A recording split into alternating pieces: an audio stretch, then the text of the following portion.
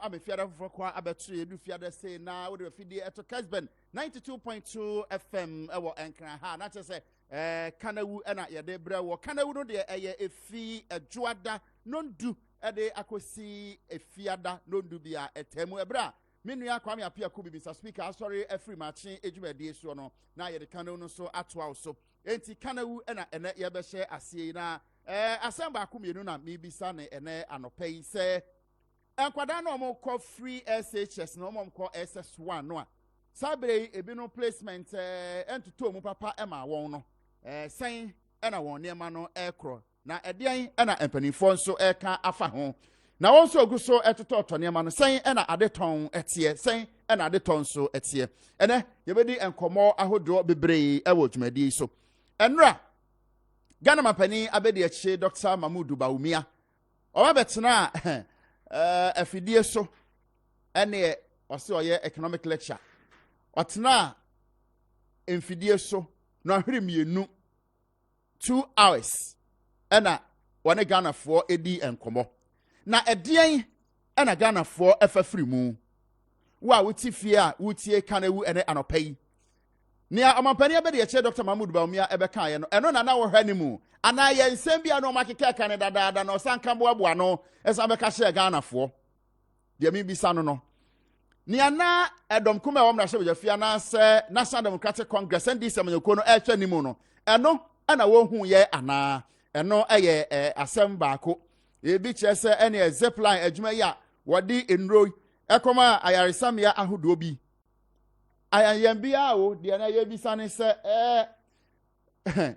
omo Canada bia ana se we eye foforo midin ede kwakwantwi bu asiako manya atena se yatena si nia ekoso atete omanfo de Ghanafo bi pese otie no eno ene ekwa no Kanawu so na ebre so a ye bie kwan ema won so wafre na wache wadwe nemum ebre so na se bie phone line no mawa na de aso wadwe mu se Kanawu ene Kessben media so sabe yenka kasa buro yeni atem oyo adwen se wo be di atem ewo Kessben media bia so a presenter bioti ho no yenya de obetwe ama enti se kasa eye Kanawu a na no nche sesa bio be di panimfo atem da bi enya de ebe makwan eno nti yebeka no asem no eba ngoma asuamu nso a computer placement no ebesi nei afo no bi nso ho a wo kire se wonsa on mansan kan school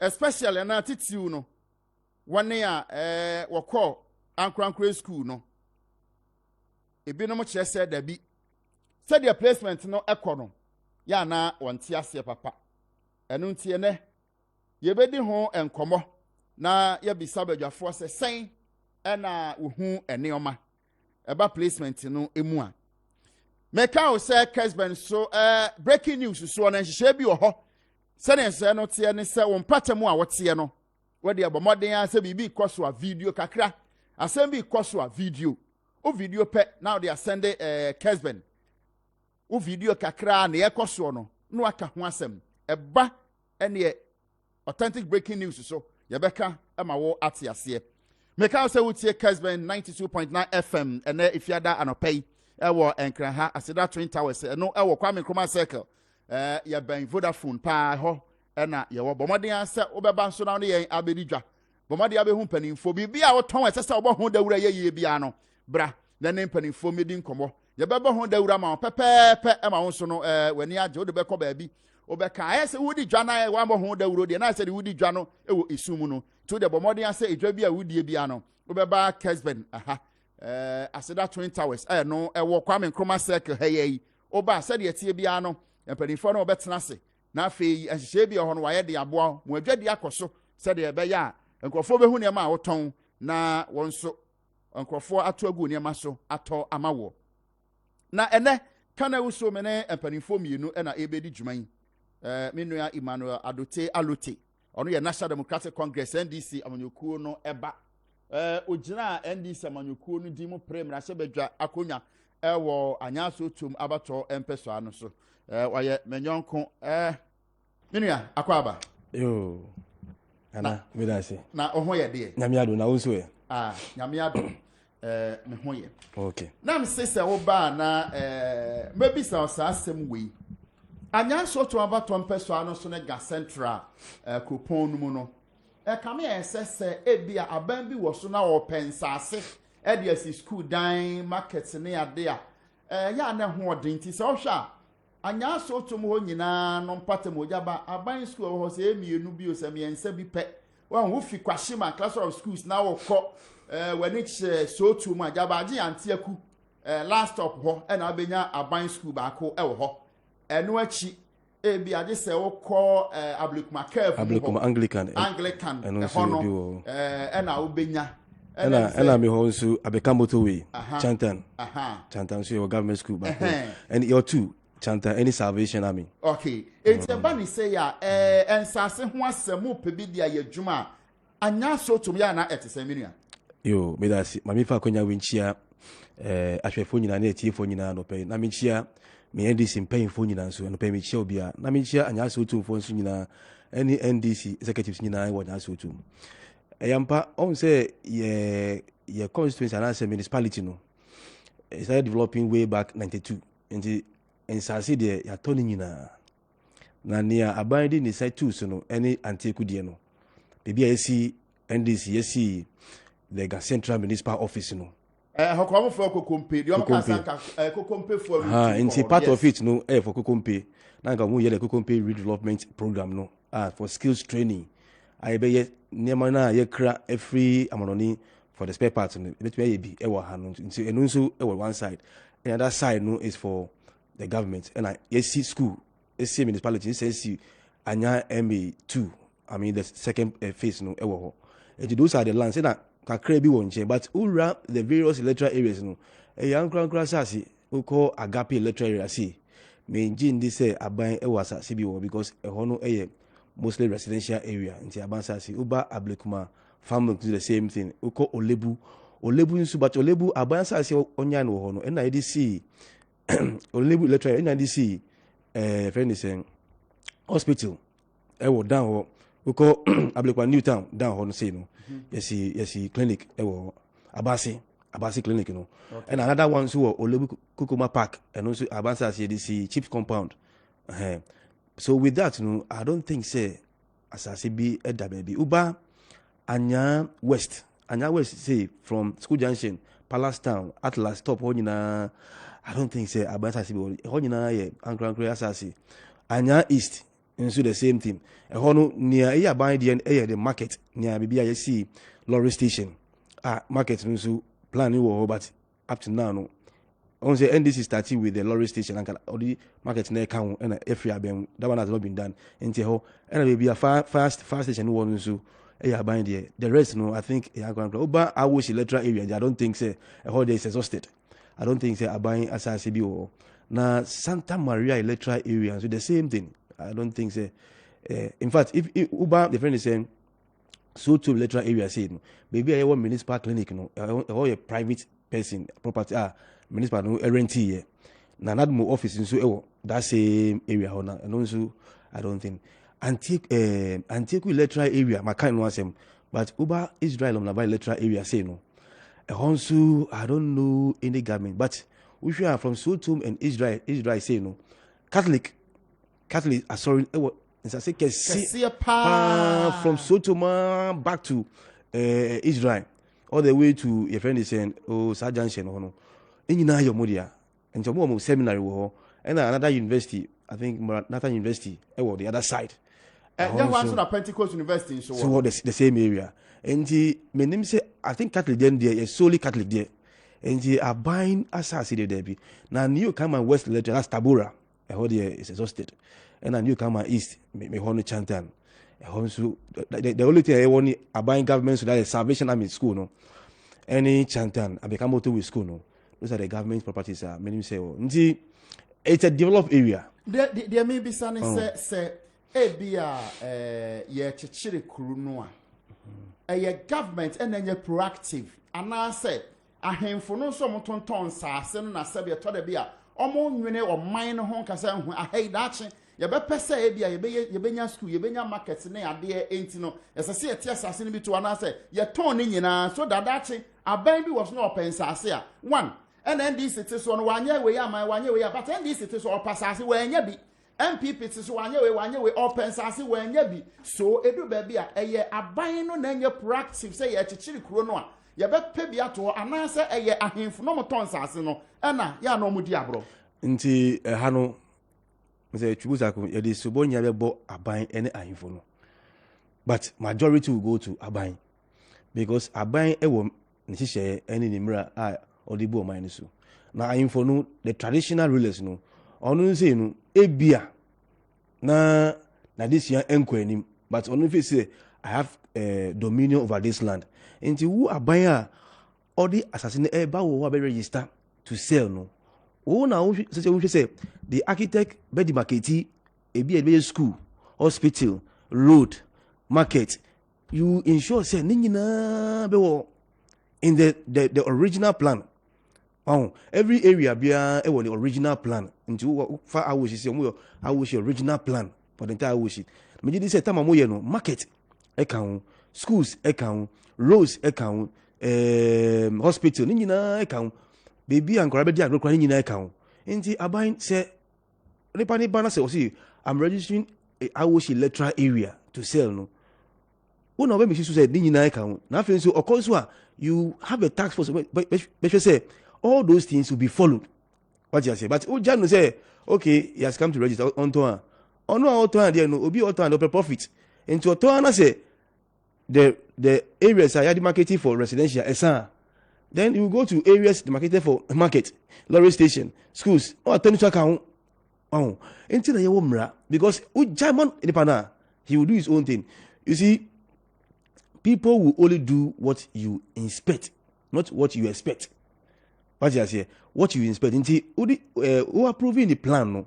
I say anka obi enhwe say they are selling according to the plan. But Jana, everybody will do anything. Wow. Inti for a state with laws no, you must enforce the laws.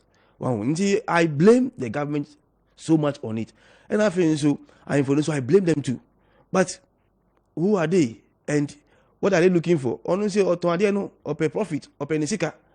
And she autumn and I feel so baby and say ebia na this one community they don't care about yanchimano that's the future of the area and Chabai must ensure say all those things will be implemented baby ayaja for us police station everything but maybe apart from Soto police station I will say no the entire na Soto police station no kura no sasa sanya your friends and Catholic for mo try be edimai.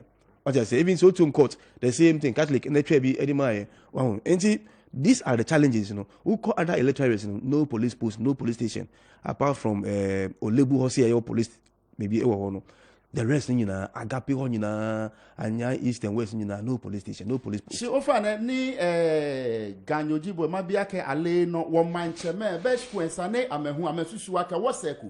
Obata ohe kuni woma school ke market ke ni bi ni wo oba me husane ke mokoye ni manche jile alo asafoche jile ni eyako school na apo ebe elake aya school no ncho ele akaya school ni plan ni ke hon small le plan afi yemi ake BNF for school BNF for market BNF for police station so na grid ake le pay to inkomi fa e to le pay na shikake we kutuku mi wo ke ti ba ho fe ni manche me pi eya bush ayin fe no mo nko bush omo school boys omo ko bush and I feel so mo asafa me their youth omo ko bush enti oba no bibi e ko ye ayin fe no ntumi nfa ni nan si bush ho le ya bush ko enti no mu ton enti a buying tax force enti you see I have a major challenge with lands commission obi Samuel lands commission I have a major challenge with lands commission. Adentia.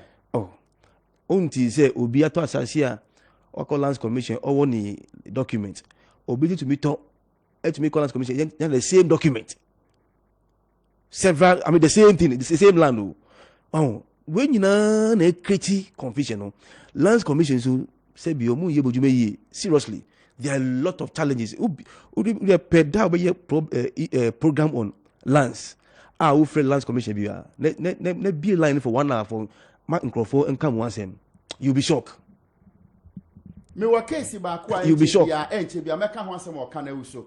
a whole real estate company ato asase ma nkrofo oto asase ma nkrofo no almost is some than ya wie document ode ma wo nyina lay down procedures bi obi adi super pepe esese wo ma won land title ne na ma so wo ka chom se ohin fo fraba e de omo akọ so ohin dada na ode asase no ma na nya ne de a enti obi ato asase ma no 7 years ago 8 years ago ato asase ma no 4,000 Ghana cedis western dying team no or say real estate company and say one time to another 4,000 and yes sir one man assassin no document yeah what real estate companies we chrome ha sa kwan no den ko for fast we be na working and we will come new or info from our abandon so on also can document I say is the sole signatory and also can Crawford they have to approve for land sales. Now we call land commissioner that document no edaho. Ni auto other previous years no so e dey edaho. Ni mancheme na me san document me no na me fi ona kan.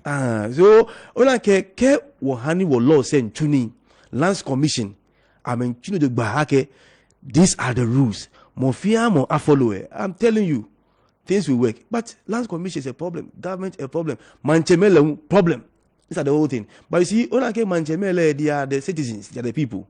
As I'm not quite she best point here, I'm a noni. Yes. You are come of fame or by here she pon, if I need as a for Kewaya Jeme, Oba Jeme, about Tombo Shipon, Oba Peoshkashi, then Obana Wojin, no catch you near Bejaman chair, a sign. Neke Shipon, a like a Kajabi, a Keha, no if I get hockey ha and Chibues Yako, Kake Mr. Speaker, who back, Kake, and Halle, Mine, one in Manchester, Sanya Mehu, I'm a quacker, no, Nakachipon, no, inside the war, multiple sales. Yes, no fair, no.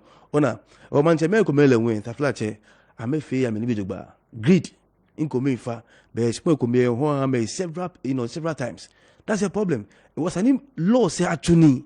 Let me tell you, Manchester Pierre come out on spawn, I'm a field again. They first of all call the police. I can make Fushpa go have police on the buy. You see how they do it.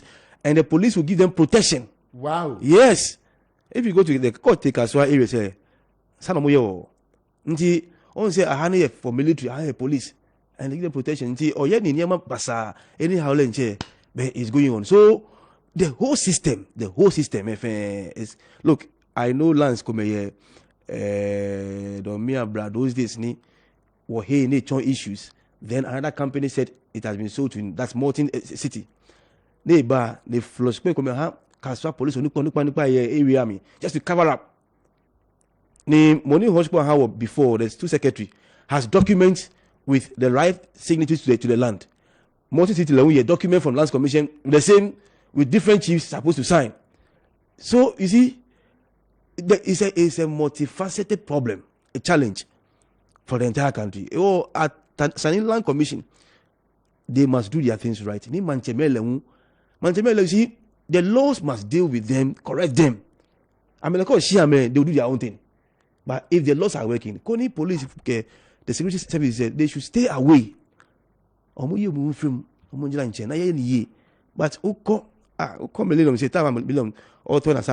was a vast place for military, vast place for police. Why was he doing that? It was cheap for them.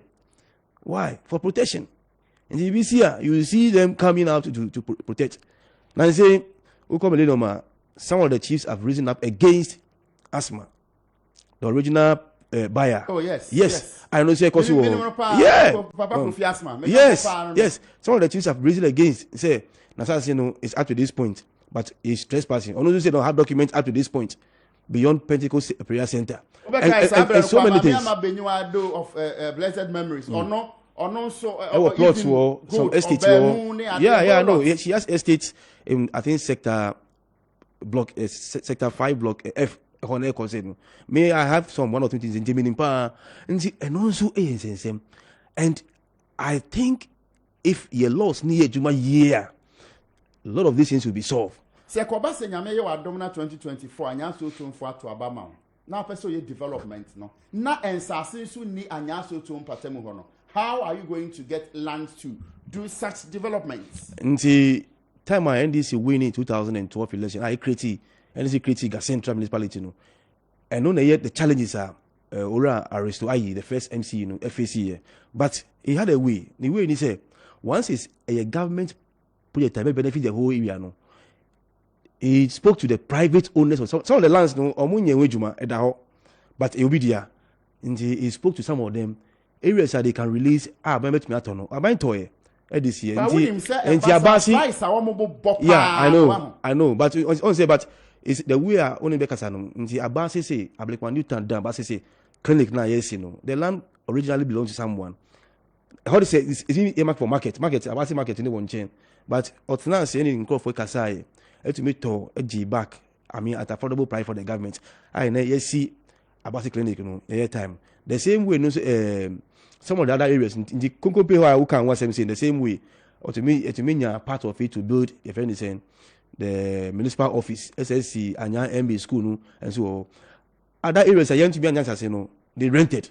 First municipal office, you know, it was a rented place at Sotum last stop. Last stop, no, rented place. Of Franco Barry and yes, and some of the municipal clinics are what another clinic be a share Tabura, Konaho, New Kama West, and so we rented the place. Another one, so a friend is between race course and Sotum, and so rented. So, if you are really poised for development, say, Ube Juma Edia Mayu Crawford here, we can sit down and talk about it all the time. Who calls Sotum is in the area be Polo Junction. Meaning a vast land built at Daho for so one man be a contractor landing Daho for so many years since 92. Landing Daho, he has only walled the land. And everything in CBB, why can't I buy a opportunity? Say, okay, this vast of land might have about 2-3 plots. Now, in it's about moving into the area, sitting down with the opinion leaders. In Crawford, I'm paying for your landlords and landladies association, they brave residents, you know, be brave. You sit down with them. Now, you can say, "Hey, Bibia, a benefit you be idea." But you say, as I said, that say you see, they release that land for the good of the people of Anasotum, and those are the things. And I don't. And I know most of the owners of the lands in almost all the 13 electoral areas. You know, we can do that. Okay.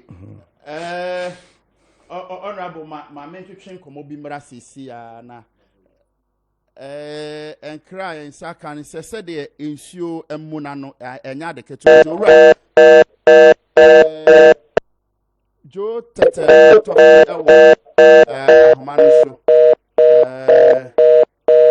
hello say na homano agent to mama me dear enti yeguso said there one will share a remun such a etreno ensure emuna ye pa enti ehho akohia se say ye ne empanifo a wo hwe ewemu ensacha ye so no ekasa na omo ekire yen ensure beto na ensure eto no ebekosen ehum na ebetu anase edien na ebekoso enti egusu to ahoma no bra ensure mure na ye hyenkani asabre wutie Kessben 92.9 FM awadawroma de bese opa ne se bomoden se obeya ahwe yie efise America tenta na mwa se unhunu wanim do hwa mesrew bomoden ase wobebre America tuo no ase efise ewiem eye kusu sa eto de bia obi hu nanim eno ahu de wanye ahwe yi ayo adwen se okoyo overtaking uko tumrika afa obi hu a ebi ana kwanhia bi akosi ntebe bomoden ase mo ase bra muguso no monye ahwe yie. Hello. Me patrol me my good morning, Mr. Tete Potofi. Yeah, good morning. Me patrol say ya hunu say ewiemu asakra kakra wadawroma ubetimi ama ya hon picture kakra san na ekoso nsuo beto enframa be fa na den na ebekoso. This I can say we dey me work no eto. Nti wo in crime me no be nyan so no fitin sa wa me ba ni na no. Nsuo beto anopi. Oh, okay. Enti sabre ensuo no ebeto afri himfa akosi himfa na ebehase wo enkran krom ti say bia circle aye we ebehase breben akosi breben na san na ewiem nso beye.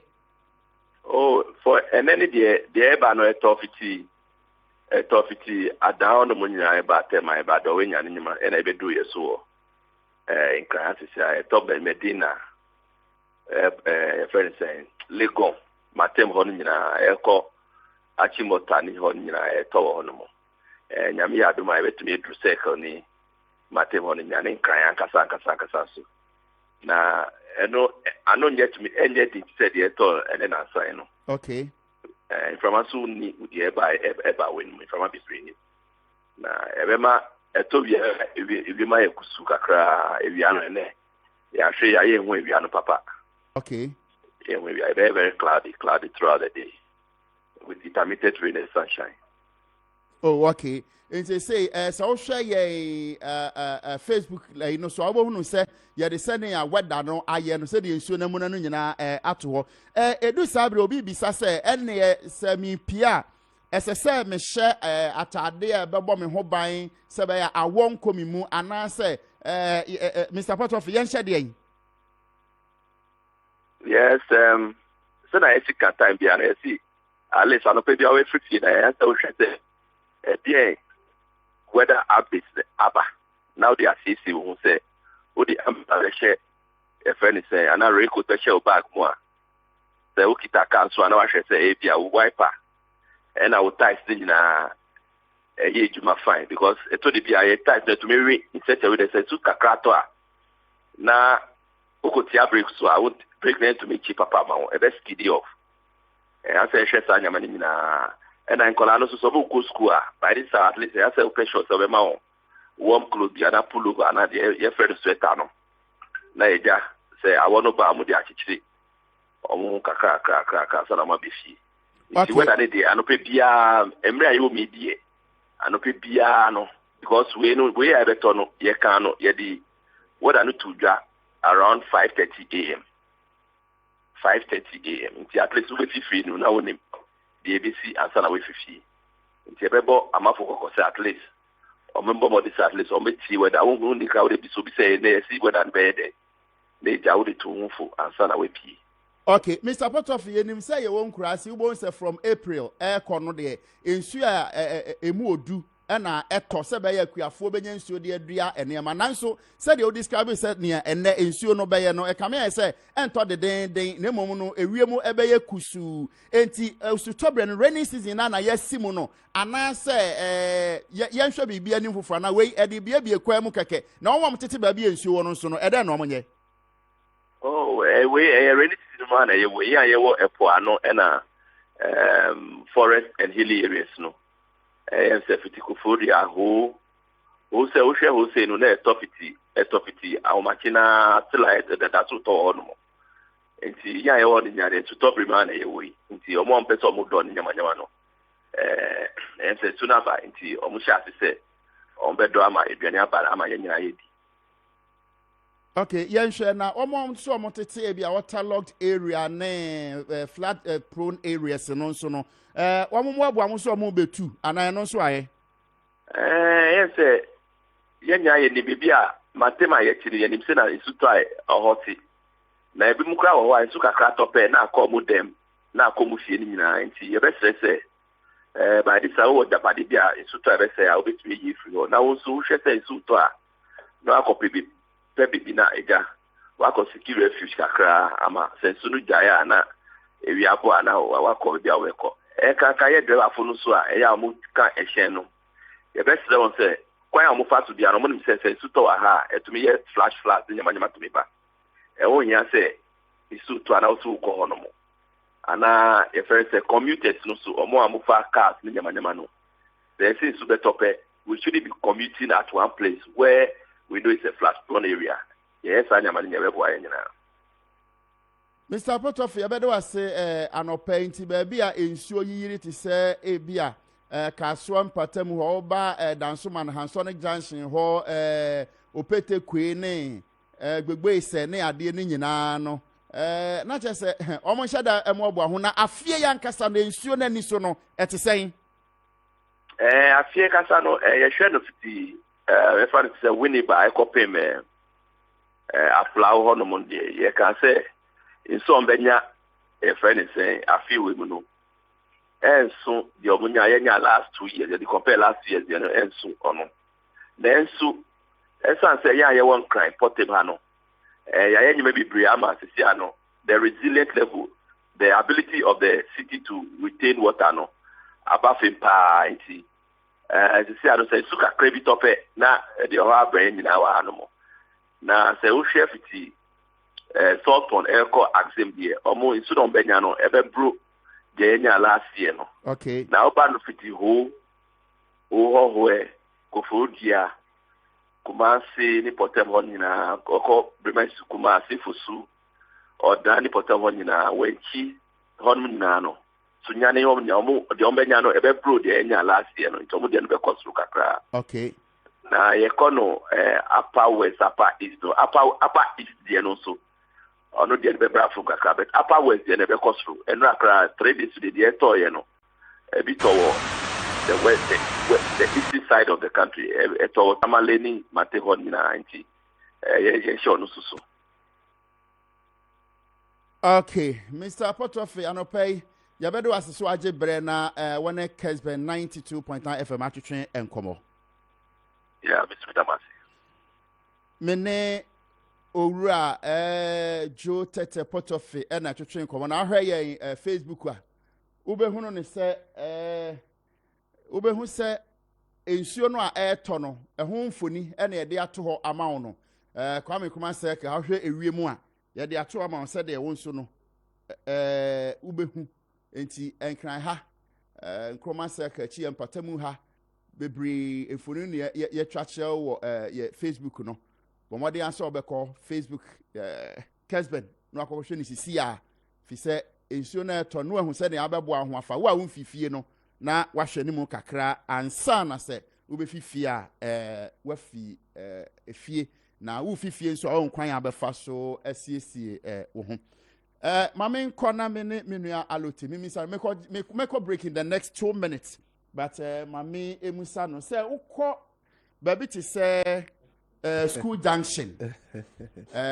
anya nice school junction hwa ubehu se ensio to a amenem ho no o ma ne akọ Palace Town eho yiri pa ensio beto onkrofo nti I'm very happy say ya free open of the Matthew office no nti and I so me gidi say anya so to fu anopiamuti na obia nsua je especially Agape electoral area Agape Pentecost ho no on inso to a apart from say Kakasia bi na edawe bi a taxi station no ewo no minim se sa no bridge no ene sa gata no ya enye ye se chi concrete se chi denyo adai it should be the focus of the current municipal CEO no and I feel so current MP no mo fe because gata no nanka ye biem to have a way to cross the route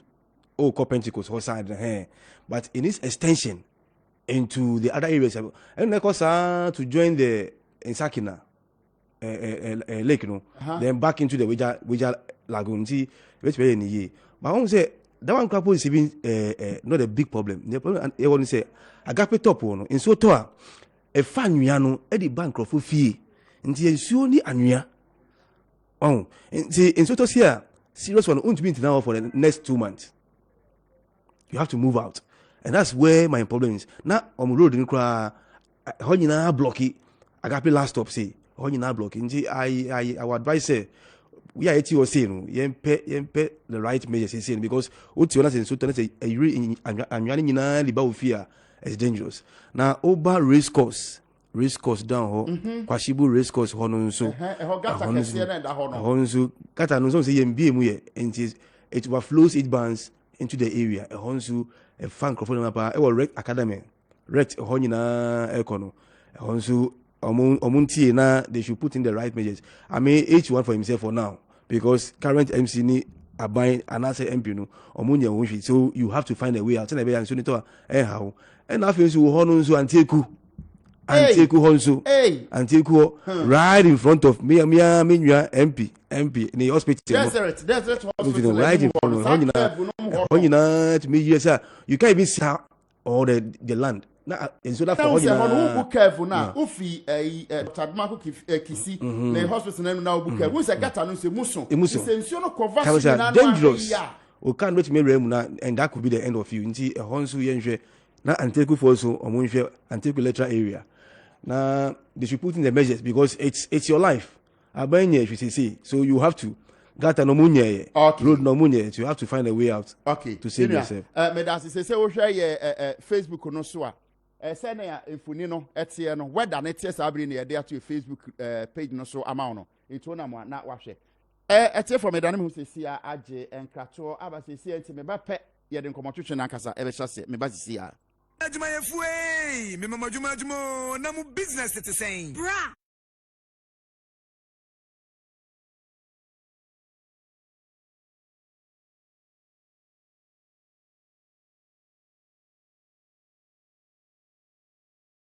ane manko multi credit me nioma abegu port ma ya me nyesika nkoyi deadline atwam ama abide ne nsa ato nioma yi so hweka amabo se wanko multi credit no credit manko multi credit emum adwadifo bia so den se mo multi credit ya enka nya to mu nyina entom me be kire mu ne multi credit to me ye woni ama begu port na woni account multi credit kura na bebo mama ne a wo be uni ama na ma multi say for 20 days to susu 20 days na chi no nye wo benya bia ye bon ma bosia enu bi na adwadifo hema akoye ya ene ne suto na bom ma bi no kane no na ne suto no emu ye hwe ni nanso ode ne ho bom multi credit no ene ye ka adwadifo a ono nso frɛ ne ho adwadifo hema multi credit where bank adwuma bia savings current accounts Vigo MoneyGram eSwitch and MTN mobile money Bank of Ghana multi credit to me credit wonye no Ghana ba bia beko bia 032203741 someone come multi na ye ni muntra. When we send your police in your draw, Imbusaba Mesa Amama Huaden. Refuse to grow, and young offense were back. And what day immune system or young coupon, and your ready pediamus Samaya Hubano, and Nasa Wunum Imbusaba Mesa, a peja immune system Nabribia. Ya Yarientimu. Say, dear, a month for the one, the Imbusaba Mesa, Drodon dance yes, and Yarwa who ran Nipa and Yina etimi banaso, and now Mompa, Omuan Yarwana Dada, no monum doctor and no enum imbusaba mesanoa emo ho ade pinti ya omuntim pose yare asio mo ho imbusaba mesa ewo kansi ene o maimu babia yeto enuro etufo mfre 0246 208496 MDA ahihye se adwade nkrato yi magye atomu seye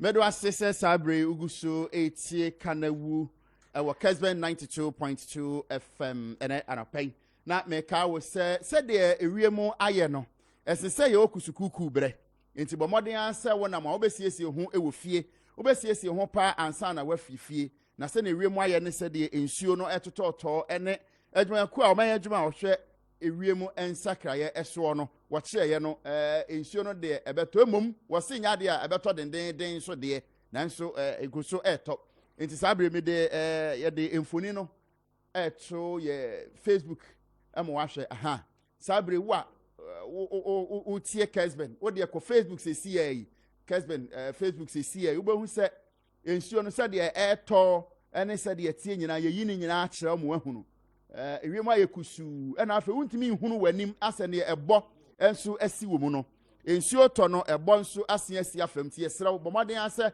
wo be ya hwe yie ai se wo hwe ye Facebook page no se si abon se ekuso mfonu ni ne de ema no ye pese ohun se ne tie pepepe enya ba bia na abon se ensuo gusu to sabre ya na ye de ma live e wo Facebook mpache bomoden ase wo be ko Facebook se si Kessben na wakɔhwɛ se ne a ensuo no tofa said the bear usiesion say, oh, baby, now you free a try answer. So ya shankani so now we take Kessben 92.9 say, ya catch or can say, but more than answer by ye in 2 mirika. If it's one way in a castle you overtaking beer. Sabre no, or apply break I am fat. And fat papa, one way in Suatona quota no quine so no aye trontino. A beer na a coachy afaso. And to more than answer. Obeye ahweye mensaka hello yeah hello mpacho me mwakwa aba eja yisi me mwakwa aba de Kessben 92.9 FM so anopay yeah me jozo mama yo akra anopay de boko esese ensuo na etuto ye na o ma adwuma a etwa wiem sakra yeso akasa de o chese ensuo no de ensuo top ebremu ana yesi wada horoma na admo se ne ensuo ito ya hoboane ahusise be no ayama omanfo No, me that's not more the attempt be a hoboani a home young Juma 4 mu.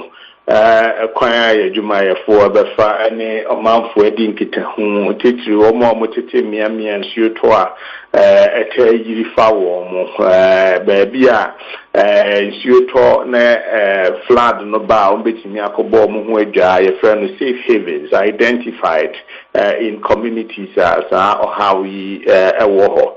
And me have been so assembling in Nadmo, a 2 and more, say gata mu was here this egusu ayeye aban so ye na famu de odo num baby amonchen honoma dredge master egusu ye nti bia na minister for works and housing bo pro ko hwe aduma wo mo ye nti yes ya hu ye search and rescue team operations team omuna ye on standby so BBC na your friend Admoa on betimi di America akoboa wo mo na ye save lives ebia iron trapped and bibi nti Admo ya boa ye ho a ye wa twen mu alright see yan hwe emiaye ben areas ben yes ye hwe ni mu say flood prone areas ese so manfo no tete ho no wo ya hwe yi. Oh, and cry had a baby, flat prone areas. Yeah, you know. Maybe so the Ubia or think I had more moonfitry honoma, or donum, a flat prone zona, Ubia in Sahara, down so my Sahara.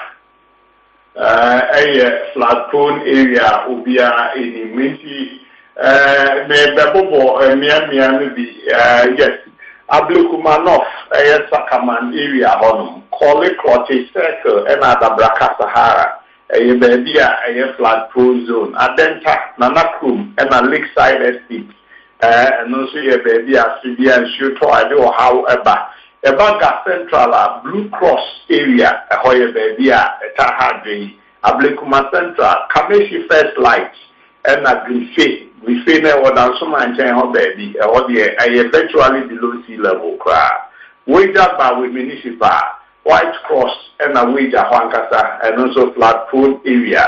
A Potema community 18, community 5, and community 3. Yeah, flats no at a hard dream. But 18 for the hour this to gutters no pa, maybe I say Omokoso a year. Shaman so I baby the Lebanon and Middle East, and also a Mia and Shutwa at a hard dream.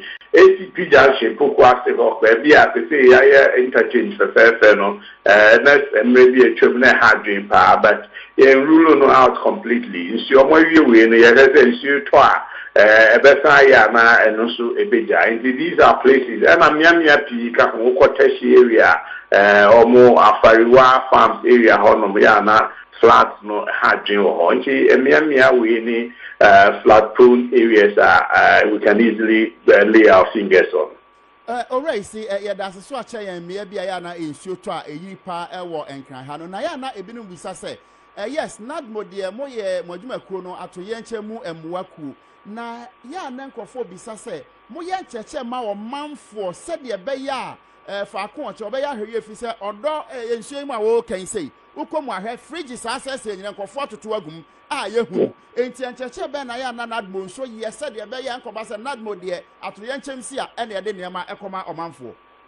Oh, there be a community sensitization, and engaging for kitchen for them or your local NADMO for Juma, the actual woman son. There was zonal officers, any coordinators near here or more, any and call for a home, baby or I, Buja, baby also, small groups, house to house engagement. Yes. Taxi all our officers.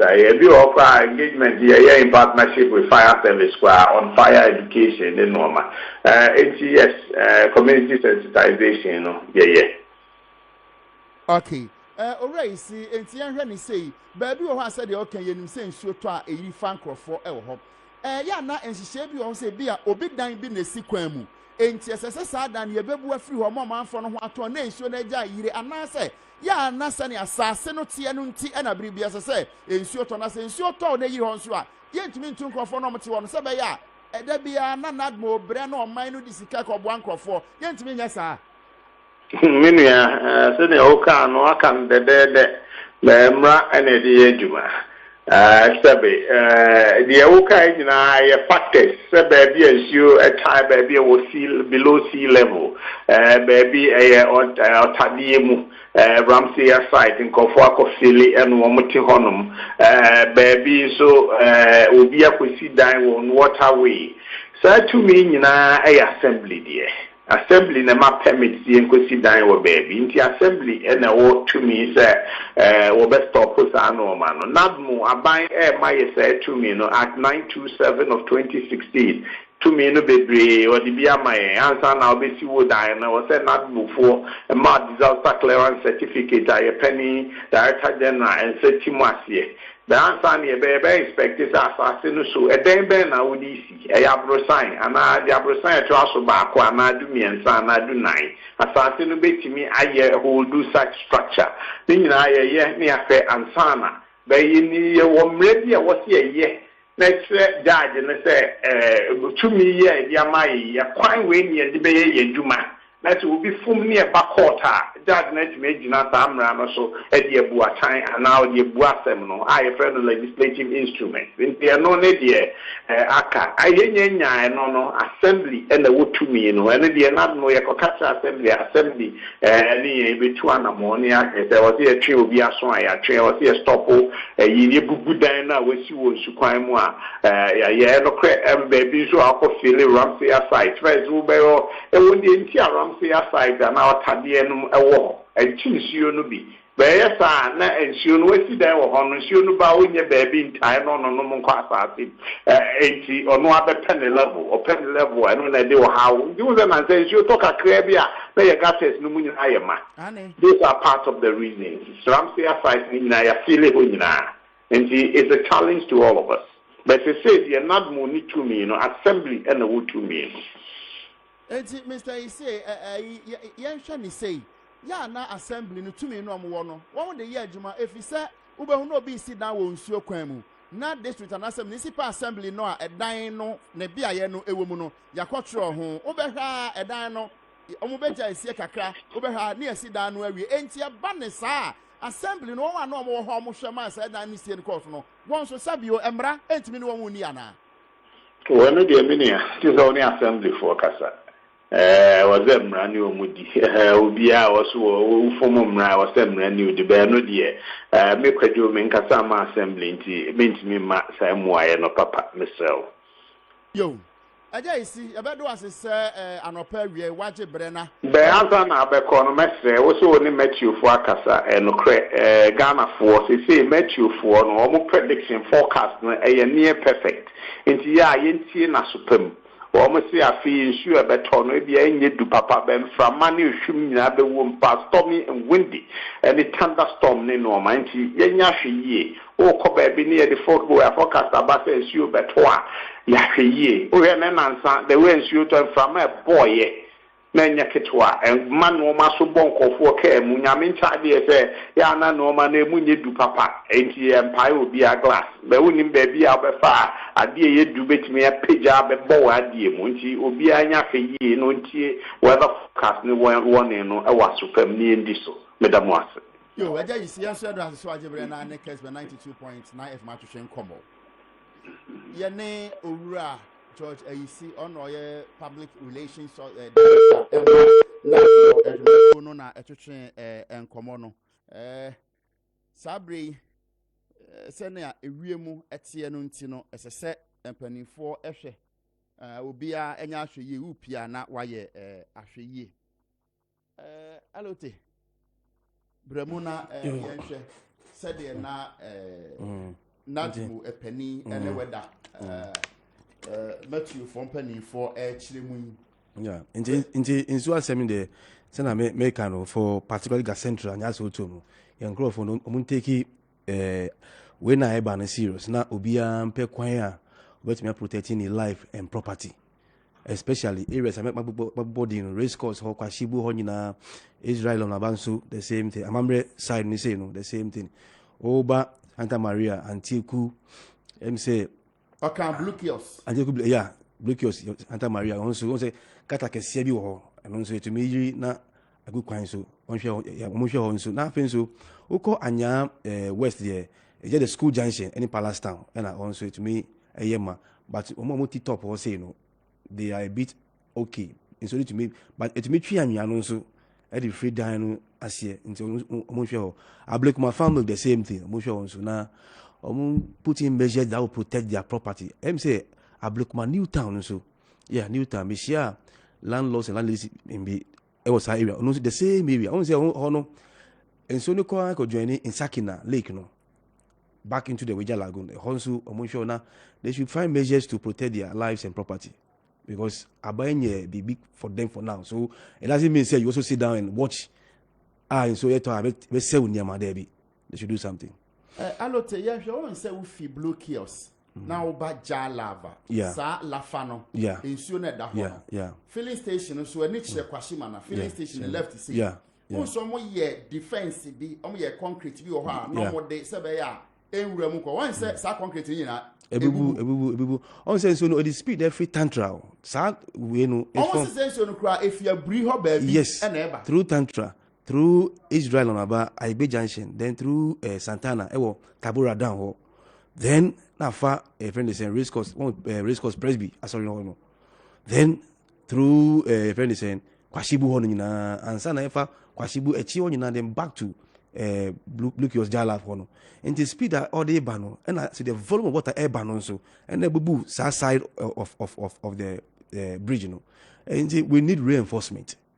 Now joining so another one every moho and take top on you so but join the same lafa and send or more far from Kwashima Hono then back into the Tunga Lagoon. So proper major drainage system and reinforcement, you know. And me say MC TME me menua bash and I feel so me menua kesi TME o maintenance na yenhwe because anya so to for omo bre too much but omo so ye kan omo ntie ade no o tu no one way no they are all win on for serious so no say me ye bia me win but at least just change inside small so me kakra bi say hey na say ye hwe adwuma wo ye ansa na ye tu nti obi bia roba no say manye ni ya mekofi wow nti anaso to mesremu a munti na ye bojuma no wow but one way no embwa ofa me dan se ye hwe ni sei enra Ghana mampani abedi achi Dr. Mahmoud Baumia economic lecture ekoso utie ye because basika sem de a wankasa no oye banker enti wonimu one yanhwe de na wo hwe ni mu se omampani abedi akiri ebeka ewo ne economic lecture no ye no no eno na hu ya na yo midasi na before enrano it has been advertised across all the media social media and so on say obekasa nti na enra na nyina ye expect say ebeti no na ni kasa okasa no okasa edi che nkrofo Tescom, that's the youth wing of MPP party no and it Ghana for nyina it was a Tescom program nti menjidi say well say sitting vice president no matter where okasa no kasa no betumi akwade ya nyina nti no problem by a Tescom for program on youth wing and I say educational sector MPP form what the various schools na mushia wo Pentecost prayer camp wo Millennium na kasa na enra ne kasa no na enye NDC for pena ye penalty o Ghana fo nyina na afen so enye Ghana fo nyina na NDC pe o onwa ne kasa ni party no ye nkrofo bia na mo pa tie no ehun se nye oka no anya bia betumi polishing the chances of becoming a flag bearer as against that group in their party. And the ensure also there was a group I'm expecting another group so one party group to say a group will be on a party to say how do we say in terms of the flag bearership race you know yeah well a Lanchamanti group and almost not almost party say no cano and you be able to me and see the chances of winning the flag. But you now say, ever back to the same point. I can't be say or no kasa. This or the Nada and intro in Casada. That group was expecting that. And I feel so group B one part of the say. Now say ni Casano. Sebi. It's moving away from the economic textbooks. Normal rhetoric, sir. A baby and I'm also expecting to hear say Niokano can he enhance the chances of the MPP as a ruling party. Wow.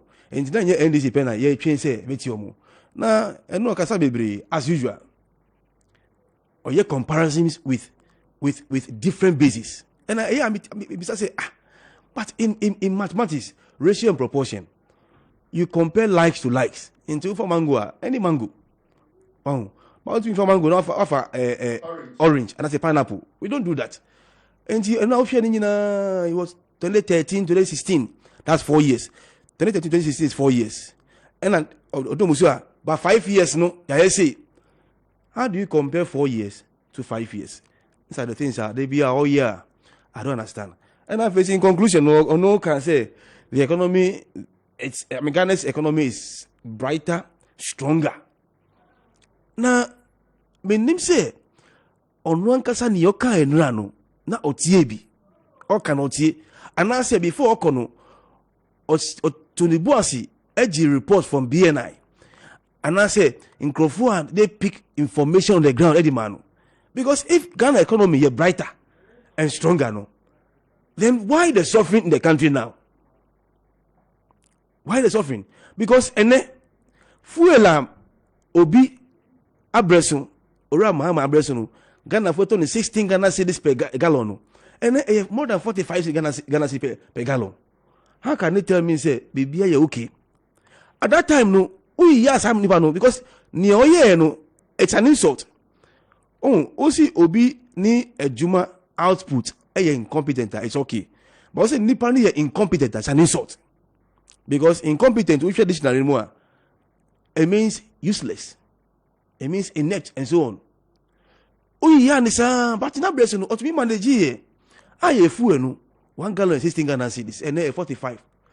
Oh, say your economy is still stronger and brighter, and we should still believe in you. Say Ubejuma. And then Sani pana ora mahama na breast no exchange rate na 4.2. Time on no. And then we 8 years no from all the 8 years no far from 1.2 to 4.2 we 8 years no and from 4.2 and I'm above 8. And that Mahama when you are minus of 8 years, so these 4 years. So you can say 8 and I say oh can NDC as a party. NDC as a party, but make me a fan no make me a fan from Mahama time no 2.5 time I know be president 2013 no around 2.5 yeah there about to 4.2. But the entire NDC 8 years no from 1.2 Oracle Fabric to 4.2.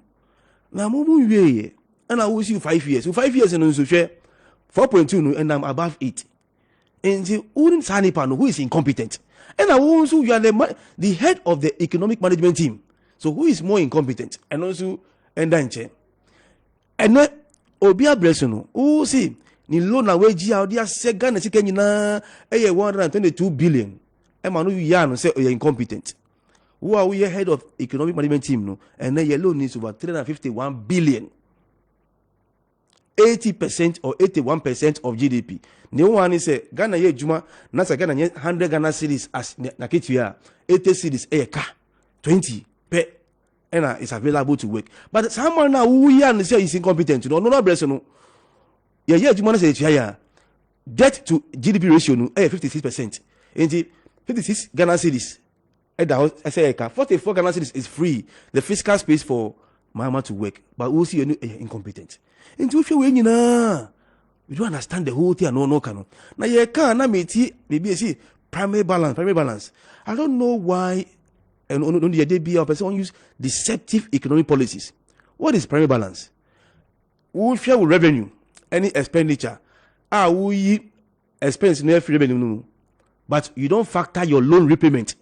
You don't factor loan repayment. Any primary balance. No, see a surplus. But loan now who can ubetia. Anything that would show budget no, you make allowance for loan repayment in the budget. say like this year see ya true interest payment 37 billion, amortization 7 billion, we cover 44 billion allocation to pay loan, principal and interest. And who bought prime balance say me expense from revenue a surplus, but you don't consider the loan repayment. It is not a good measure in economics. And the me can say you should ni because say no Ghana for ebre abebi because price of goods share inflation 15.7 last month the buy because I'm sure say by early next week November, and that was last month that you increase fuel no until to have ripple effect on prices and rent and so on. So above 16%. What they mean is say maybe we last year 100 Ghana cedis no, and then the same at the corner is 116 Ghana cedis. That's the effect of inflation. Obia breso na yen to adeni sa but who friend incompetent and also now who friend kasa say me kai now I was on the other station me kai say no or this nyina be COVID any Russia Ukraine now Russia and was a perfect Russia and Ukraine so can say you somewhere latter part of what if anything February into March in the barely 1 month, but before no general inflation was 13.9. Before no, now your city was depreciating at a faster rate. But when we say you use those things into okay, in a global economy, global picture, anti-global depreciation, global way, then narrow down to Ghana. So I won't say near cost of Ghana any default as the head of the EMT, but it is COVID and Russia Ukraine. My brother, it's for a team here. Say in trouble. Because COVID buy, you got opportunity to take money, sir. Nanka, you don't even get it. You see the gap in your budget in terms of 14 billion, but unya 33 billion. Unya more than twice of the money to work. And a government expenses is the one that broaden the economy, that creates activities in the economy. Unya more than enough to spend to create activities in the economy. What you say? So why are you blaming COVID? COVID by zero financing from the central bank Yes, I'm running to in Emma uji 20 billion. Now ora mama who friend incompetent Ni 4 years he didn't get a dime from the central bank. Essentially zero financing loan policy he got nothing. Be tax OG any oil revenue from one oil field. And I feel so sika OG as loan. And the boss said money in education sector, if anything, railways, road, but who come by zero financing policy was set aside 20 billion. We send over $400 million from World Bank. We send over $2 billion from IMF, and so on. So why are you still blaming COVID for your incompetence? Why are you blaming COVID for near Ghana for FMCC no? Near ma yekom FMCC no. Why are you putting the wrong COVID? Now COVID because COVID is it's something good.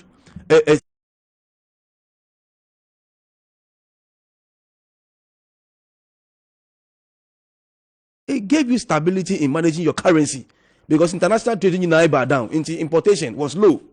Sika wuchia our dollars to pay no now we're low and my chance to what have stability in your currency. So why do you put COVID? Maybe I can say COVID. But before COVID 2019 we show your GDP 2017 2018 2019 on say it had a nose dive. Okay. Me say brother but let me land. Okay. And see if 2017 say no there are about 8% GDP recording this year.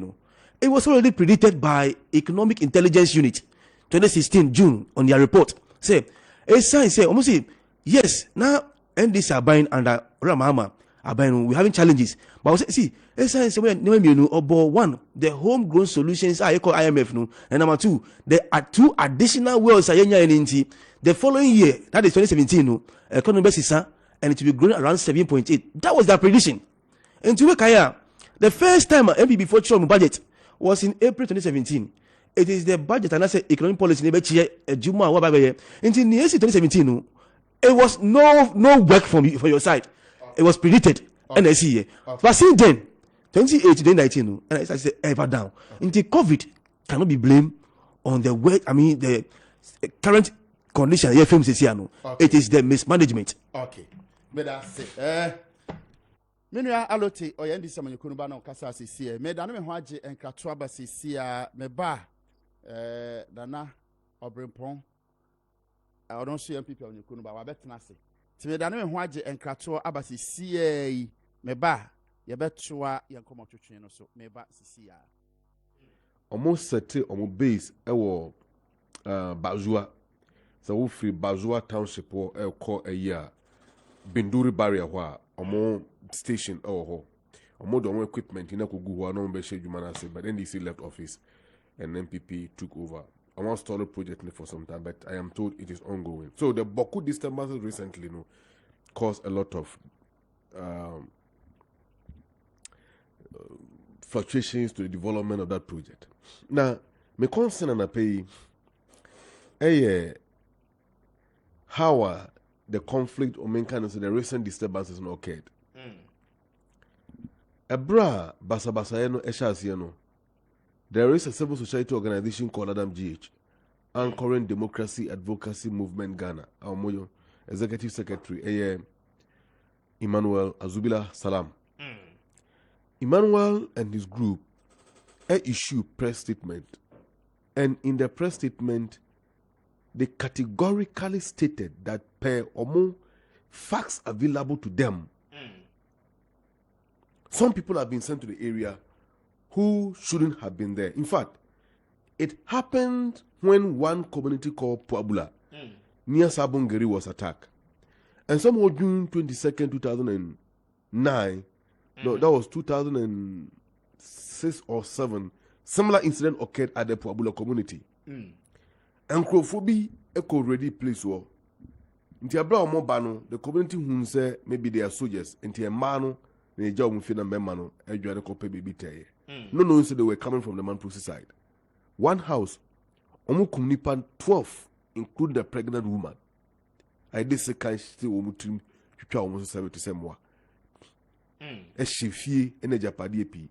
So the community have been living with that experience. So recently, a course was similar to that of what happened in 2007 thereabout. And until the community living with that experience, Abraham who say and Krofobi in military uniform approach community, and started burning houses. They engaged them with fire exchange, and in the process, 3 people were injured. So that 3 people now two cow, they were later discovered to be Manpusi guys. And one will wonder why the military high command will deploy Manpusi soldiers to Boko to engage in a conflict with the Kusasa side, which is in tandem with the Manpusis. But it all hangs on the claim that Boku chieftaincy issue is in dispute. Mr. Speaker, the matter have been settled long ago because Domahine Committee report in 1956 or so settled the matter. In 1958, the appeals court ruled on the favor of the Kusasis, and 1984 ruling to the judgment also went from the court in favor of the Kusasis. And at the same time, the latest one was 2003, when the Supreme Court, on giving that judgment, said that the Manpusis have no liberty to reapply to any court with respect to this matter. But the substance of the issue I'm dealing with now, Adam GH had a meeting with the military high command last 3 days ago relative to the petitioner Omo Efale Omo Sakai. In that petition, the military high command responding to Adam EGH, I can say, yes, the Manpusi guys who were deployed to Boko, it was true, but it was unavoidable mistake. And I wonder what the military high command is meant by unavoidable mistake. In any case, almost say, guys now deploy Omo, they were born in Tamale. Now, Omo records, they thought that they were Dagombes, but not Manpusis. Which is a fallacy and deception in a higher proportion. Look, minima brenti, make us a senior brother. He serves in the Ghana army. Member be your but he serves in the Ghana army. And that red brother. Or look, or more genuine information now, including your fear in the Tempara district.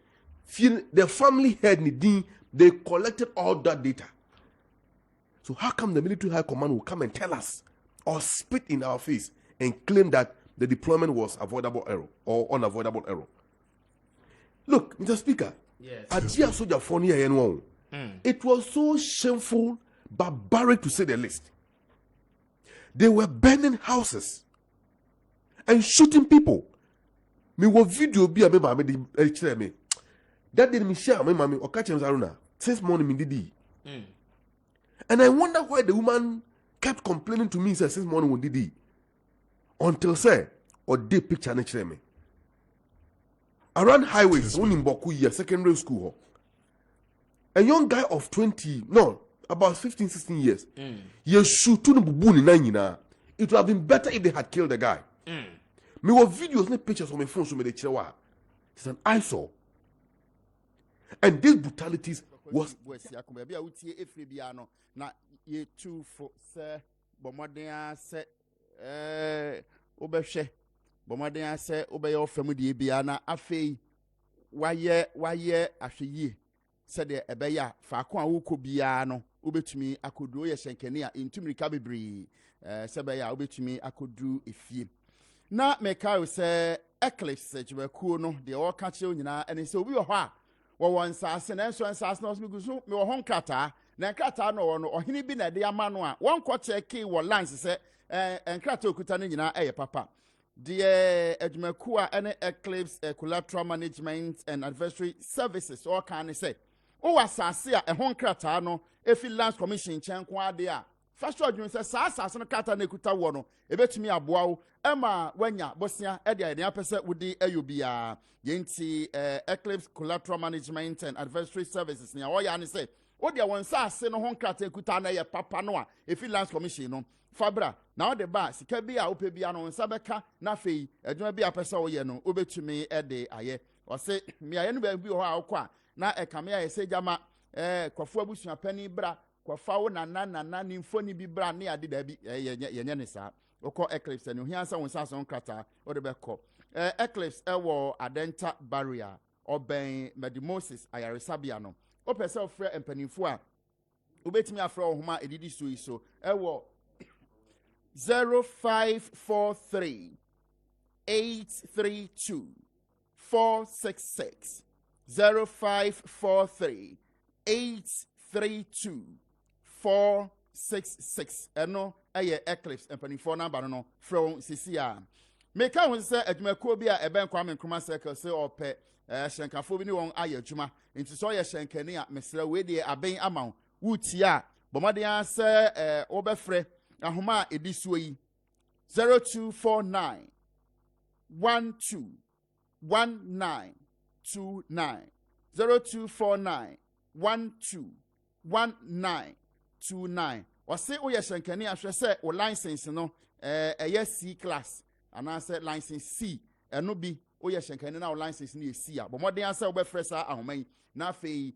wama akwanche bi e wo ho no na wode aba ensiabere de adwuma ho aye den ti se wanya adwumako bi a wo so wo peshenkani na one no aye adwuma mesrew enya motor rider no wope na se wo hwe na ebi a wo license de kuta no bicycle na se motor license ampacho enfemfa ho ofro mu anya de a wo befa ti bomoden aso obefre ahoma no a me de tu edwa no na me ka wo so se Focus Media Award aye nhyehyeye na mpani se odwumayeni na katua ese no enti Focus Media Award no a eba so no open morning show presenter na adwuma edanso won kra ha ne Ghana ha eye Kwame Apia Kubi Mr Speaker wa Kessben ha timi pa achaw bo modern ase obe vote ede ama Mr Speaker Kwame Apia Kubi nya be ya ne se obe download Focus Media app no ewo Google Play Store ho no okoho na wa follow prompt na ho no sa anasa obe dial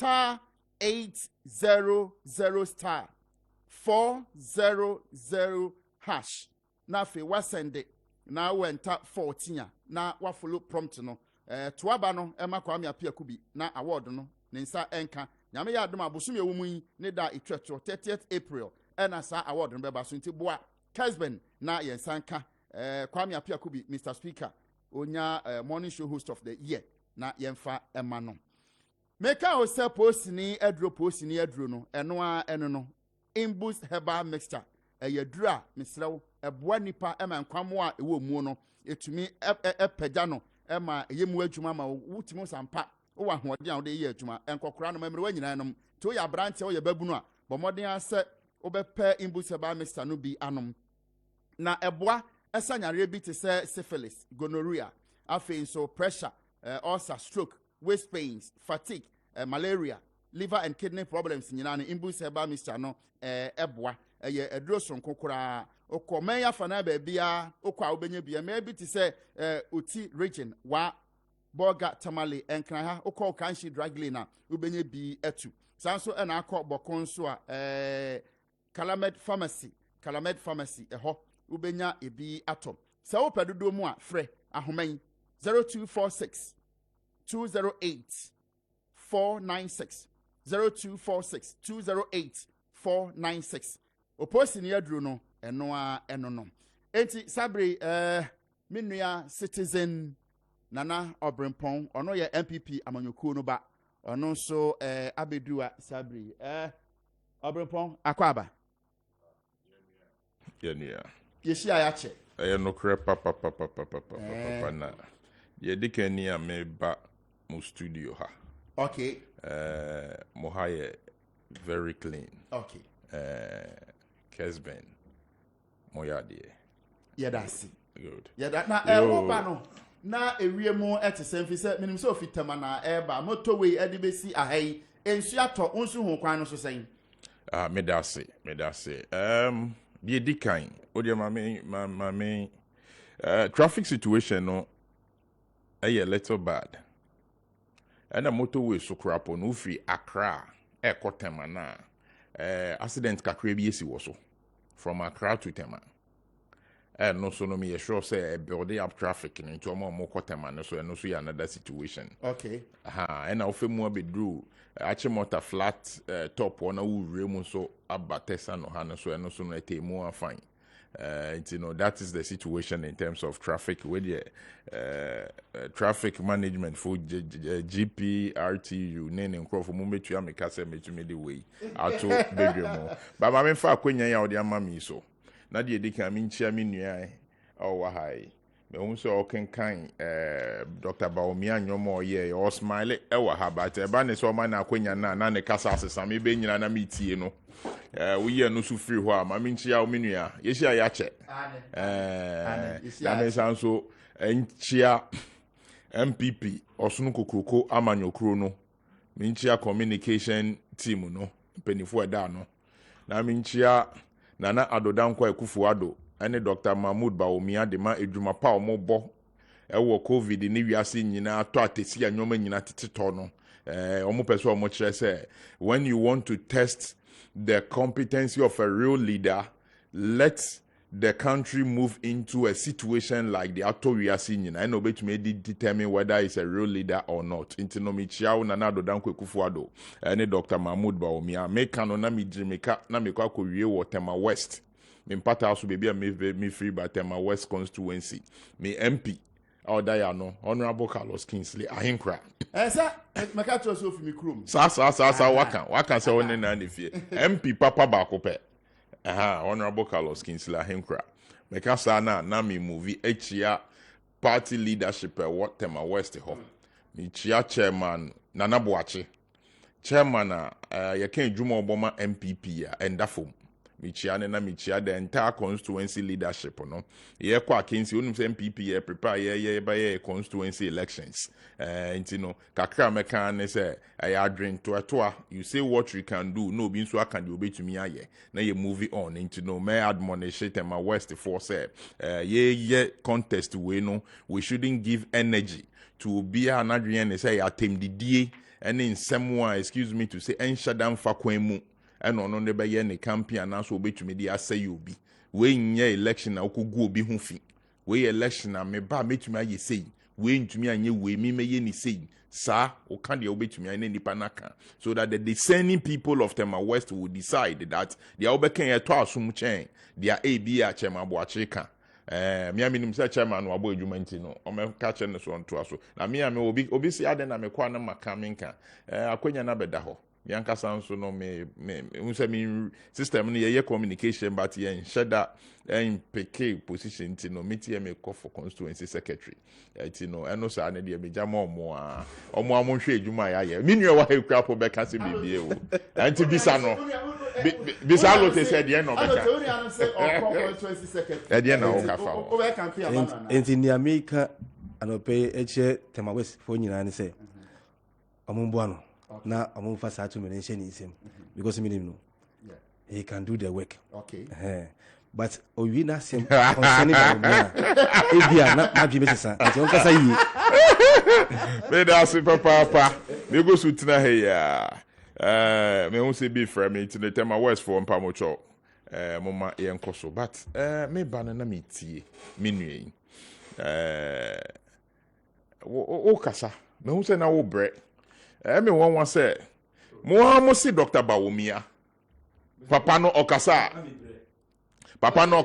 na me bre o se na o bre o se me bre na utie mi o hwe mi na me bre sa onu no tie na so na me tie o onu no tie na se ebia meka ni se fa che me otanfo sia wasa so your friend saying na ono se wo bre na fa sure adwun se empani se ebia otanfo sia wasa o tia ne pa enti ebia na sa no o dia waka mate enti no ye nyina ye tie no ahwefo ehwe wo social media so hwe mi nua yi Dr. Mahmoud Bawumia Andrew okopie mu ewo Kasua Gomu afete PCC hoside na okohia mebunu they wanted to know speak to us give us updates maybe we are echo every day we put TV Eastern Europe atoyenchemu ato Eastern Europe I don't know Ukraine Ukraine Russia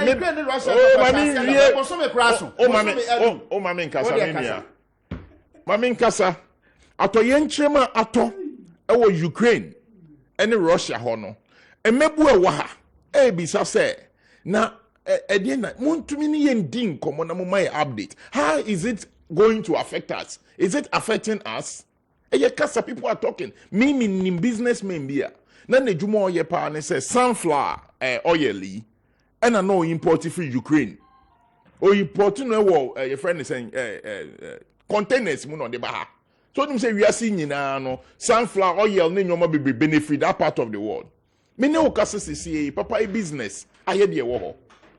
And you know, we needed leadership to come and reassure us, to bring hope back to the people. And that is what Dr. Mahmoud Bawumia, And I'm for kasa up and down. Na, miankasa me kasa party no. Na Endra lecture na mi hu say, not to know, the imagine say, me nim fa their party no. Aye any strategy no, me nim 10% impo. Ofa document awaya, me sure so be or ye PhD bia or petizi bia no. O to me contact him no man akwenya where it is this wo di fame wo be wem o say obi o kasa ye nuanom se membo covid din menua minim se wo ye seasoned journalist minim se about research wo ye research maybe say wo say where was Ghana as at 2019 as a covid bebem patana kwenya na Ghana nam so no. Now, Shana Ghana, was it heading towards some baby pa now? Say no, ya far wrong part. Amembu another dan Kokufado Shasie immediately about 2 mimu. No, can say Bosha Michel say free SHS and then Shasie. Now, Nana do crapo Shasie, yemu some of us, you can say, Nana, what's ideas in them? Some idea campaign promise.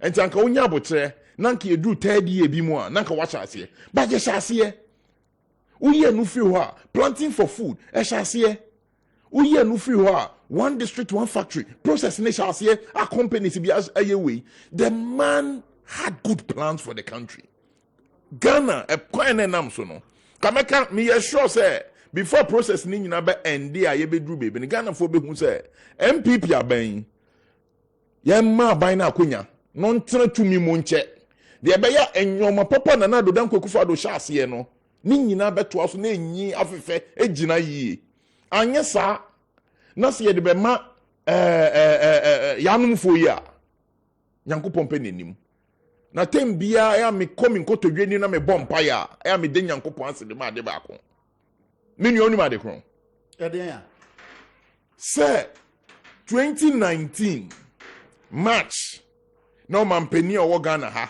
na nyɛ Mahama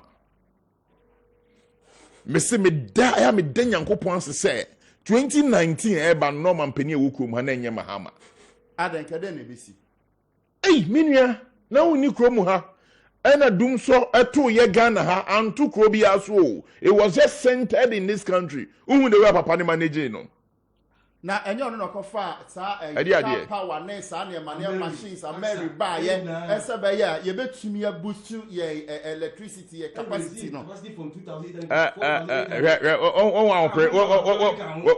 on prepare abane so on prepare abane so dum so ba krom ha no uhun djuma egu ye uhun djuma egu krom ha uhun costos egu wo krom ha a man for a generator fumes because all the adani business on moton to be cut up to be onumsa konfo no obi to me the generator so no dey see them inside and the betina fumes na kunu men kai busuen bi ayawo men kai obi ayawo but he said John Dramani Mahama no onimsa ye Ghana for ye refiade dum so ba ye me nua nkyere me say o man pani Mahama to me can say o Ghana for me ana me say metumi adie me bomb mode me say me ade capacity but more bre munji solar light nkitinkiti ewia de nyankopon de aboye nyina ewia du amfa ntum de be ade san because me ntumi ma mo kanye nti mo so na bright John Dramani Mahama to me ma solar light ba kokra mo bi I'm saying this on a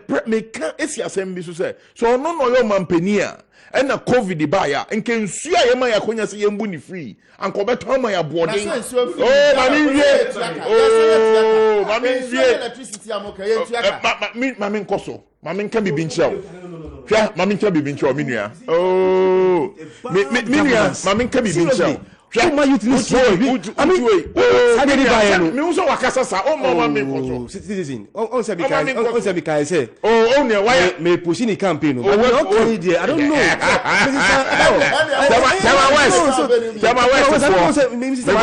because yankoso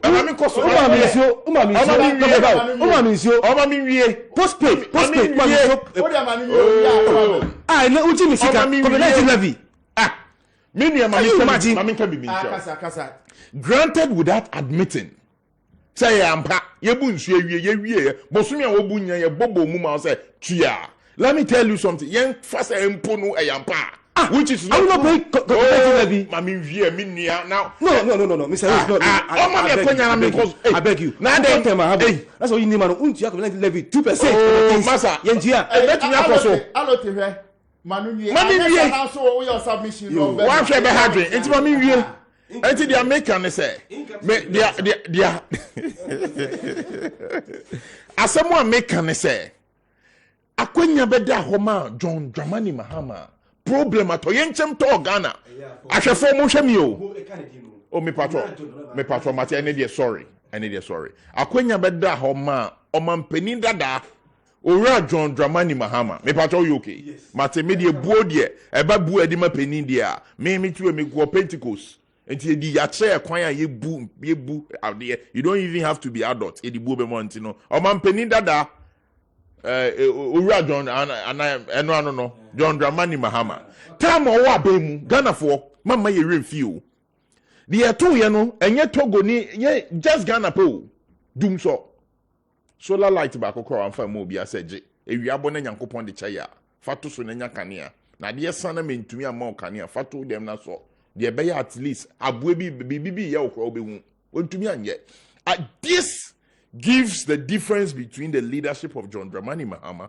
and the leadership of Nana Addo Dankwa Akufo-Addo ato yenchem eto wiase nyina so na ye covid na ya Ghana for no ya na refie wo ya femu kakra ade yi sha se beginning de gwa na ehu COVID shots papa. Now he assured the country that bibia o mind ni be ya ebe make sure say enkwa ye benya your life no he's going to do it as a president.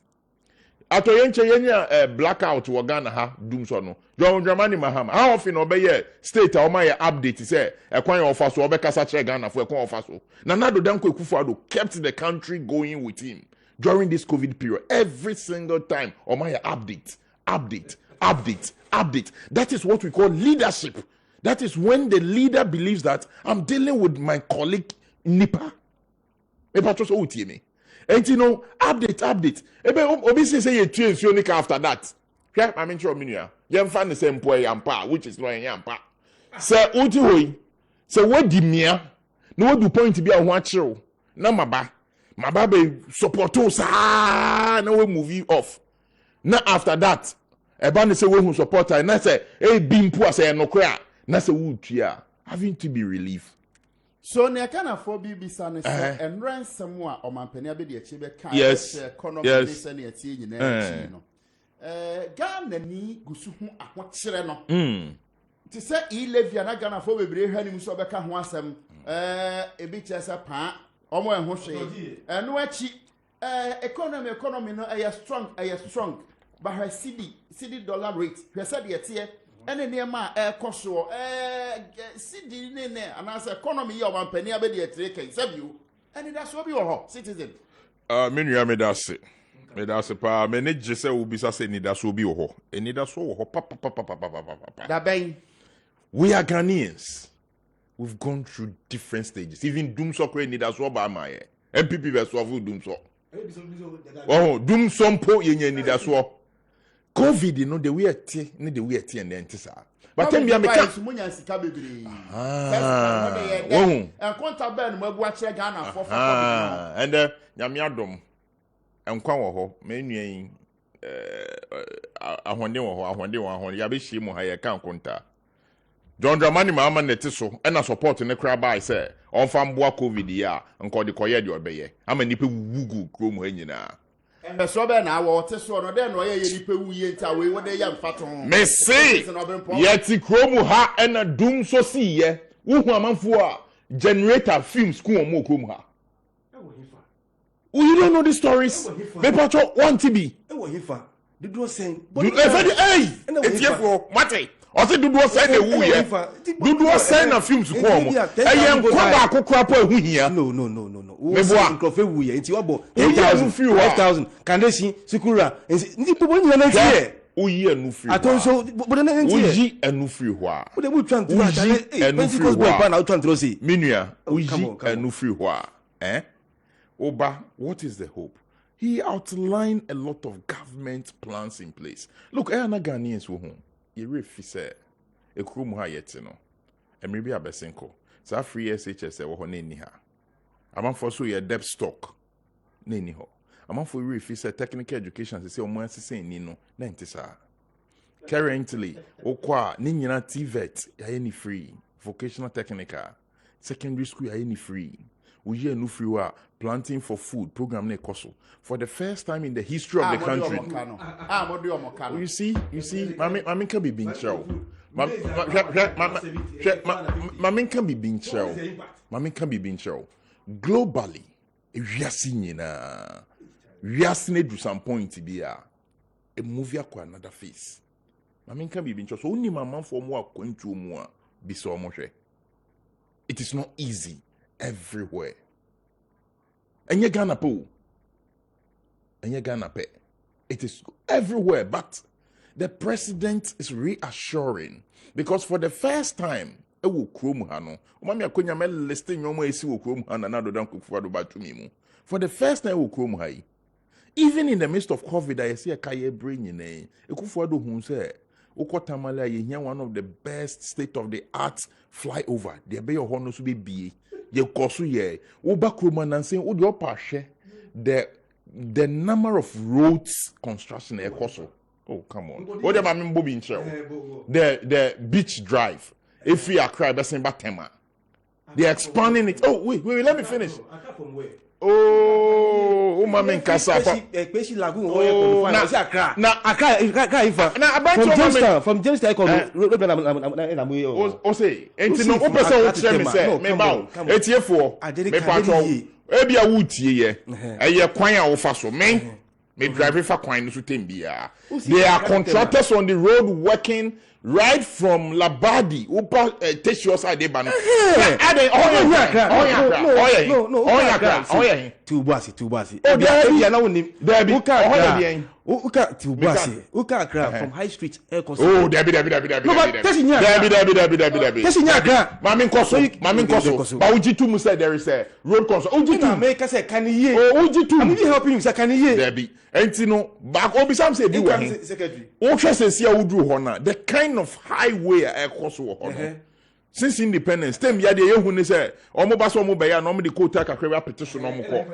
Uji enu free ho a, u bi same. Unim road construction. Me be list no na ma bobo. Ba dabi jina so wa ma me akonya, wa na o se me mubo. No, me can. Dabi ma me mubo. Etiefo. Usano. Ma me nkoso. Ebano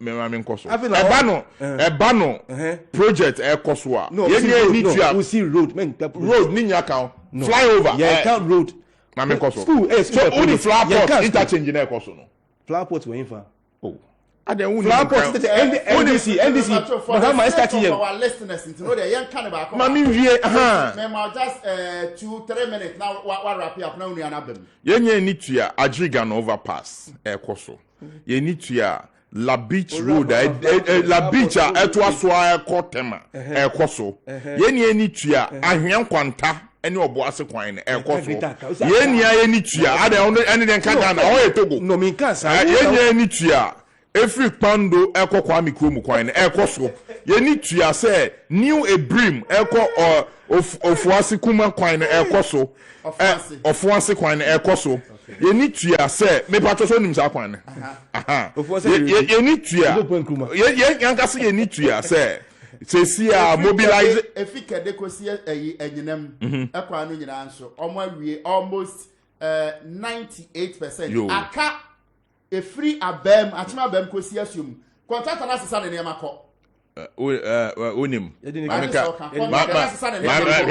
contractor na wasesa no obeba ma menka bibentrem mun mad kunti aga na yegina bebi yegina adentia time John Dramani mama penidada oni mi nwe on bebo mu ko print book bi say green book on be ka che say akwanye guko mu ha yayewe on be twa picture polishing no Photoshop de breye ayeso bukata yadwenye so ma ye kwan ye to aba ye sese de na do dan kwekufu ado ba so ye kohwa akwan a omo so o ma ye no obedu ho na efutu kwan enti no in the minds of Ghanaians Mahama so wa ye akwan ye ba ni ehu se akwan Mahama so wa ye nyina bebre na ye twa ne de akọ studio ni apolish no ene ye de abrese ye twa enti economy no o man pania be de ye chi be ka ho asem no Ghana focus so ti ahokyere mu sika ni wo man no adwadifo so omoton a ye nto ebi nso ka se abane te ho ye enhwe ha emene obia de na ade ageboa wo pe e wo Ghana ha hwe ne your point me ankasa me kokohwe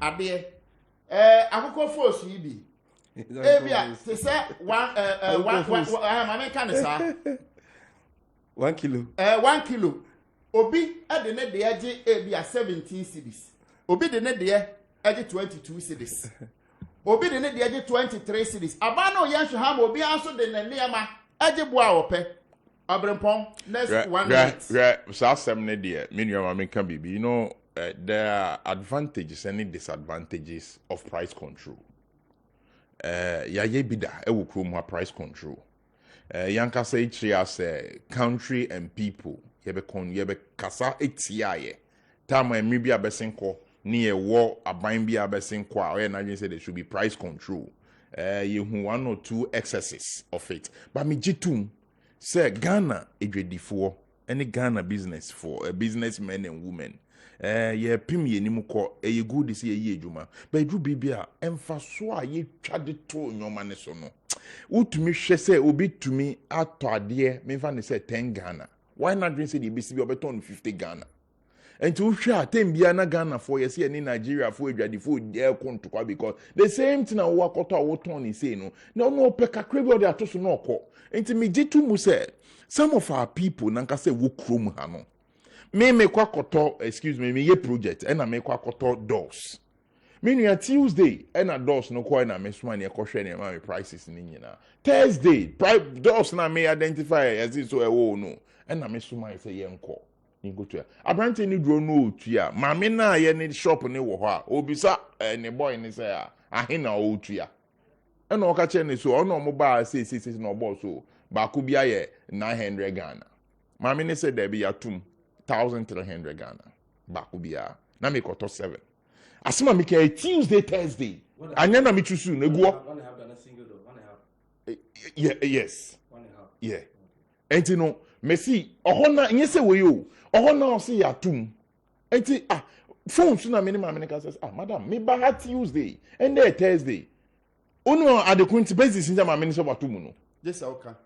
Say Tuesday na me be who no. Wednesday no, there was a slight fuel change. Fuel price.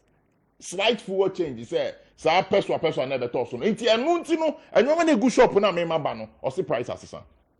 From 900, you know, my minister back could be 1,300. I want a shop. Way, Ushesu, any buying we are.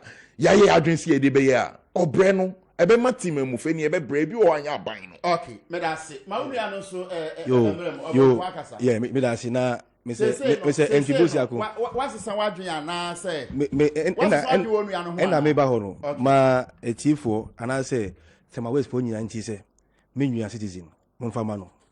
Na my patino.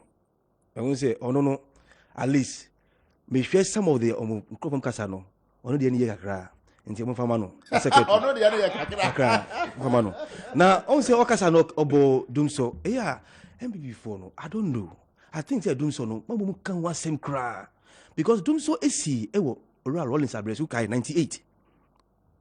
Doom so AC, Ora Kufables 2006, 2007. Ama you can say it will have been affect the election 2008 to see there was solve. Don't so see Professor Mills time. It says see Mama time no this thing must solve it once and for all. And it was the issue of capacity supply side.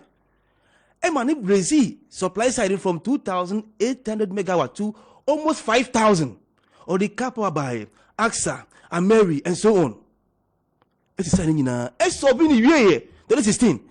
Emma ora about me cry can say they don't deserve any praise. Bwana wankasa.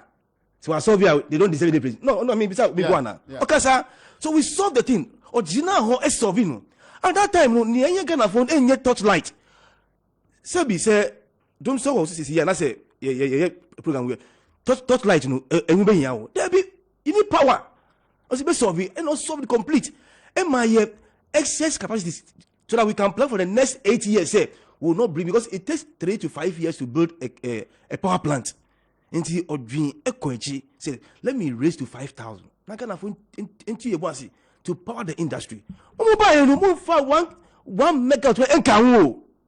Now Mukan was same. He has done excess capacity. Why I say, are you aware? Say AXA. Ebe need this year. AXA. They have sent document to Parliament say they should renew for 5 years more. Now, more can say we have power a door so you are renewing for another 5 years. I don't need this year. You see how they behave? Are you always say car power will end in 3 years' time? Say 10 years. They have documented they want to extend to the next 10 years again. Now, they are also we have more power now. You are extending the contract. They are not adding anything. Extending the Ram Mahama Eddie Bayano. I know you are benefiting. You have more capacity to produce power. And you keep on saying this. And I feel so, yes, one check a friend is saying touchlight. But you know, so one GBSika. Move free water, need free say light, no. Move the COVID-19 levy, and then national insurance levy, no, is more than 92.5, 93.5. Muda can Muda can fuel, Muda can port, they are telling me, say Yampa Krabua.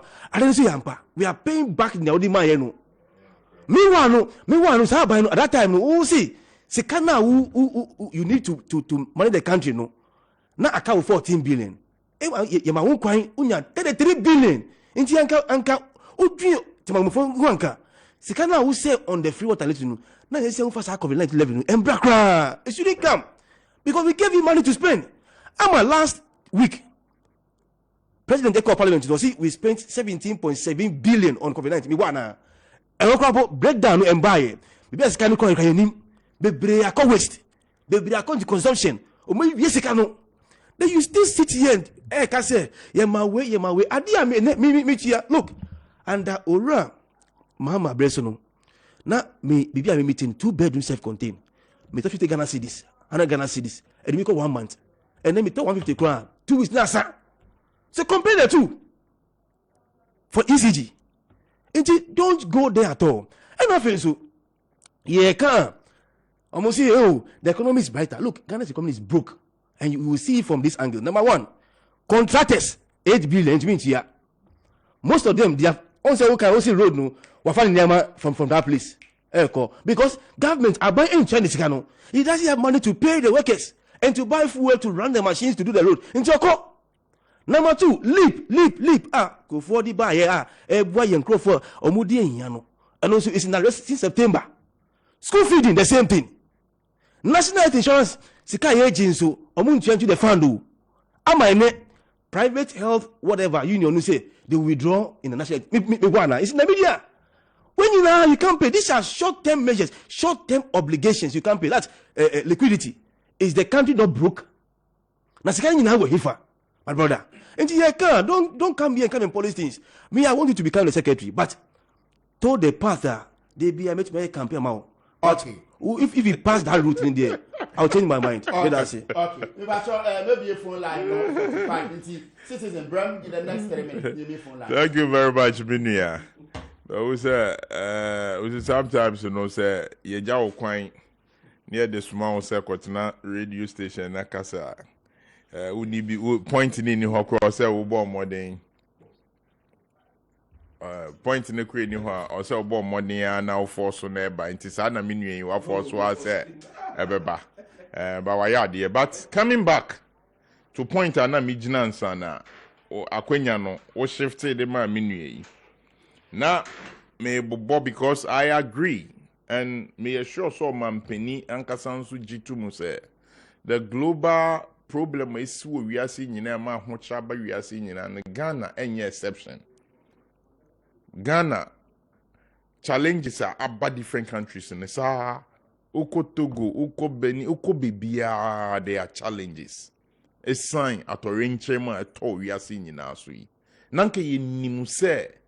COVID ne brass no nanka gradually no bia putting economic structures in place no how to pick up and no be who na boosting industrialization no be company we na ba no be beer assembly plant to na government na kafi ne ba pick it up but still we are on track irrespective of a sign out of the blue and also be pim or Eastern Europe now also am for side na obo Eastern Europe asem so. Sometimes I see it hypocritical. So be back inside the Eastern Europe. So we are aware say you can't about infrastructure and construction, which is a key component of development in the country. Almost over 30% of iron rod, the seed dying, the construction, everything. If you outside in ever. Aware say you can't free it.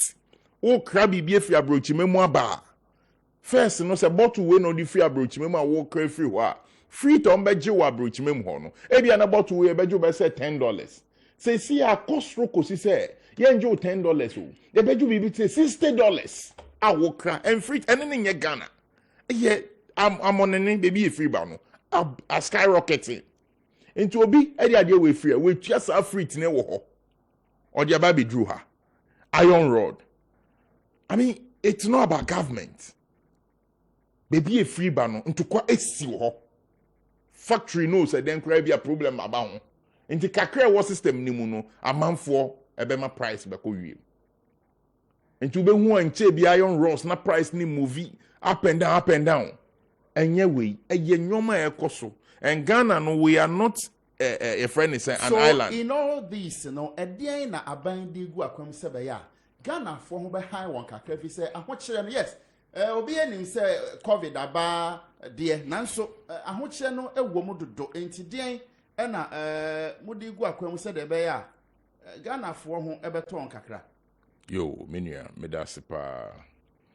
Endra, omampeni abedi chire or kasano.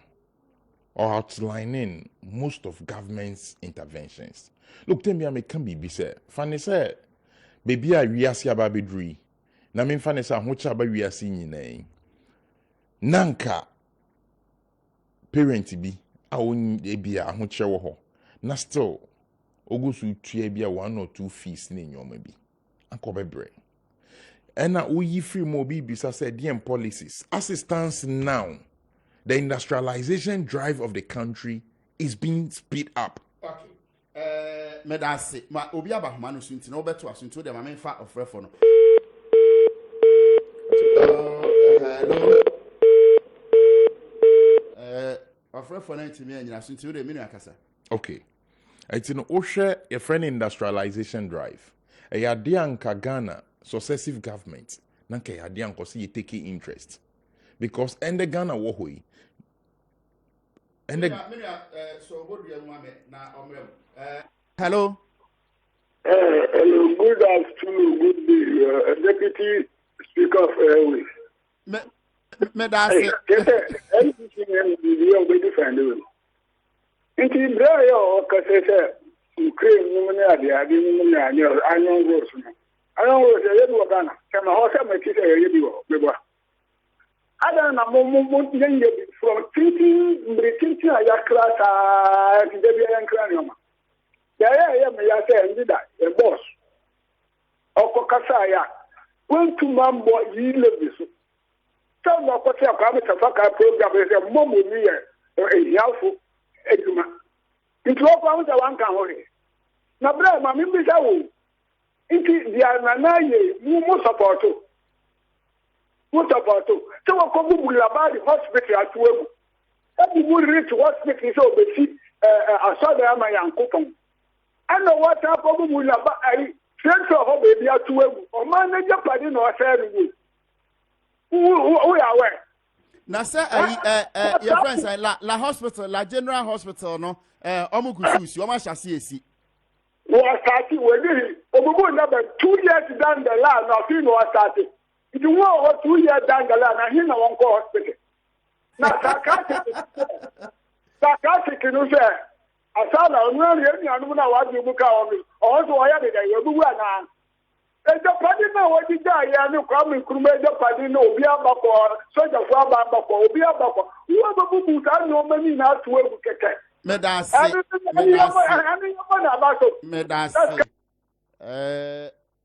hello good morning Pacho makwa abaka na uso first na aka sefi hin Pacho ya frame ya ban mi kata free ashama zenu yo abai second speaker mitiao pa ubojuma ya mishrao medase na mi se mi pete mi busa wo yen centro ni mi pete mi busa wa temba mi pacho dum so na eba ebetu o man Ghana na ye John Dramani Mahama ne kofa bae mi pacho wo yen centro ni aya mu educate ye se crisis abatiku pa akoso mo se omunko jina hombo mpa ye na nsuo nto because Ghana suma dum ye na MPP fo pa omo ti dum so no Mahama ne kofa bae Mahama ne kofa bae eyeta na Ghana fo titia amemu no ye di atemu nsa o enya afa na Ghana fo ba betie story so ye tremu mu 20 mu na mu kita kina mu be ma he Ghana em say na homa na twetwesi enti no me da se hello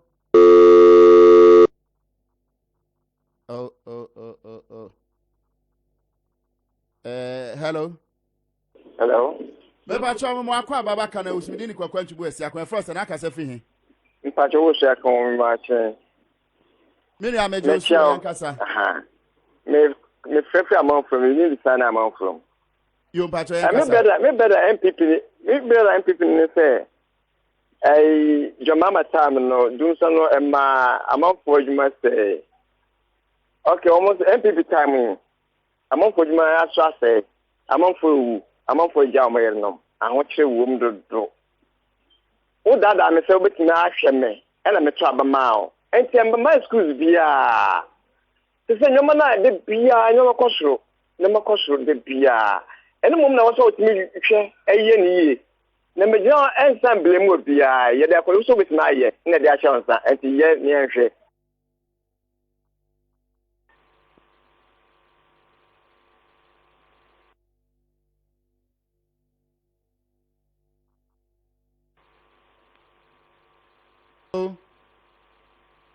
Hello? Maybe I share France and I can say free. I love money, Jadinta. You Pacho Yan Casaminia. Our Jesus Samudia, a chance of Muka Mama. I'm coming to because no catch yes, or best fishy. What fishy and I am for 2 months because of a fear per case. The other are gonna quite you know. Almost a per case and no more of far. Abua, I say, I live a man. I mean, I draw a movie to kind upon him. And before me, me pay anything, me anything, never empty before they are. A more JNT, I'm back and I'm not Yazuma. I'm dear, I am Yanu. I'm Muyani to say a Kuntoquara. I'm on the Kunto. Take a phone through a Mutina Kuntoquana, a Mujaniana. Take a phone about to move. Oh, yeah, Muyami, Umbrella. So I'm not going to problem. Medase. Hello. Hello. Maybe I told my Baba Kanawu from Coquanchi West, Yakwa first and I can say for him. It's Mediane, your walk to come, because I think I'm going to go. A jacket to Casai. I mean, what about Namin MPP, you know, and Poinciano. I mean, Yam MP, and I would think Mamle Morrison, and Piano. Aqua, Minianum and Niti Fuba Radio Shah, maybe I say a day. No, yes, Ghana, I say. Ghana, on my eye, woman. I get the whole world and I think. Yen Ghana and Kwana I think. Then he come on painted up the Mama Tisono. Or painted the Mama. Do so, young poor, or Mamma 4 years no. And Ghana Funi and Kayana. Ghana Funi and Kayana. Shut a mouth will do me. Oh, Ghana 4 years before the Mama Betty Yanako. And then look away. What else? I'm not with my neighbor. Not with my we. Can you go, Mama? Light of doom cost the whole Ghana. 4 years. I'm not with me. We actually for 4 years. Say your mind. And I got a Yankai. Then the whole world now. Pandemic Abana. And the Pando. All your man who see. What will home a man home one night. You're criminal. Then this is what to go to Lego. Gonna play now. Yeah, Madame. And this is for quite. Come to go. Medase. Is a speaker. Where deputy speaker? The deputy speaker. Me pacho aha Yeah, first and I can say for him. Me dey the deal of the kasa. You mean akasa? Mr. Speaker, MPP su kasa want to ombo kakra. Ghana ni ye nyina kana ko nyina yende. Na ya wo kasa di se dia yen won wo ti krofufu bi. Ene yen ti ti krofufu bi. Ghana ko ya ni eni ati. Am ko na me ka se Mr. Speaker su bu abu. E ka bo de ka yen otofo. Ni bo ti if ka yen otofo. Ni ti ni mi so abu ni a ku ka na me dia for Mr. Speaker. Oh, I say we never can say ni say Dr. Baumia the economic desire. Oba the country be after ya kuma so. Aka ya tunu. You dey support a kind fina yi. Dadana Dr. Baumia am the time. Dadana the country no one time. Mr. Speaker. I journalist ni ko bi mu ai. Na ya MPP penfu bi agent bi abroad. Medase. Hello. Hello. Me pa cho your frost and I can say free. You got your friend and Jan or Mr. Everybody has to say any MP, you don't make up in your MP, why you are. Oh, Nasa Wampin or about. Or saying or penny or saying or buy. Ah, ready my hand. Then I have 2 Abaman, if you're going when you were so many phone at 2 Abaman, and not Jolua. I know you're for. You should come down. Without it. I mean, come out and I'm not doing Quabina. Omra ha isi ato amapo nye baby nda if I'm also abo, it should come to their aid. So about the Okay, maybe I want my last call and see Kasane uncle.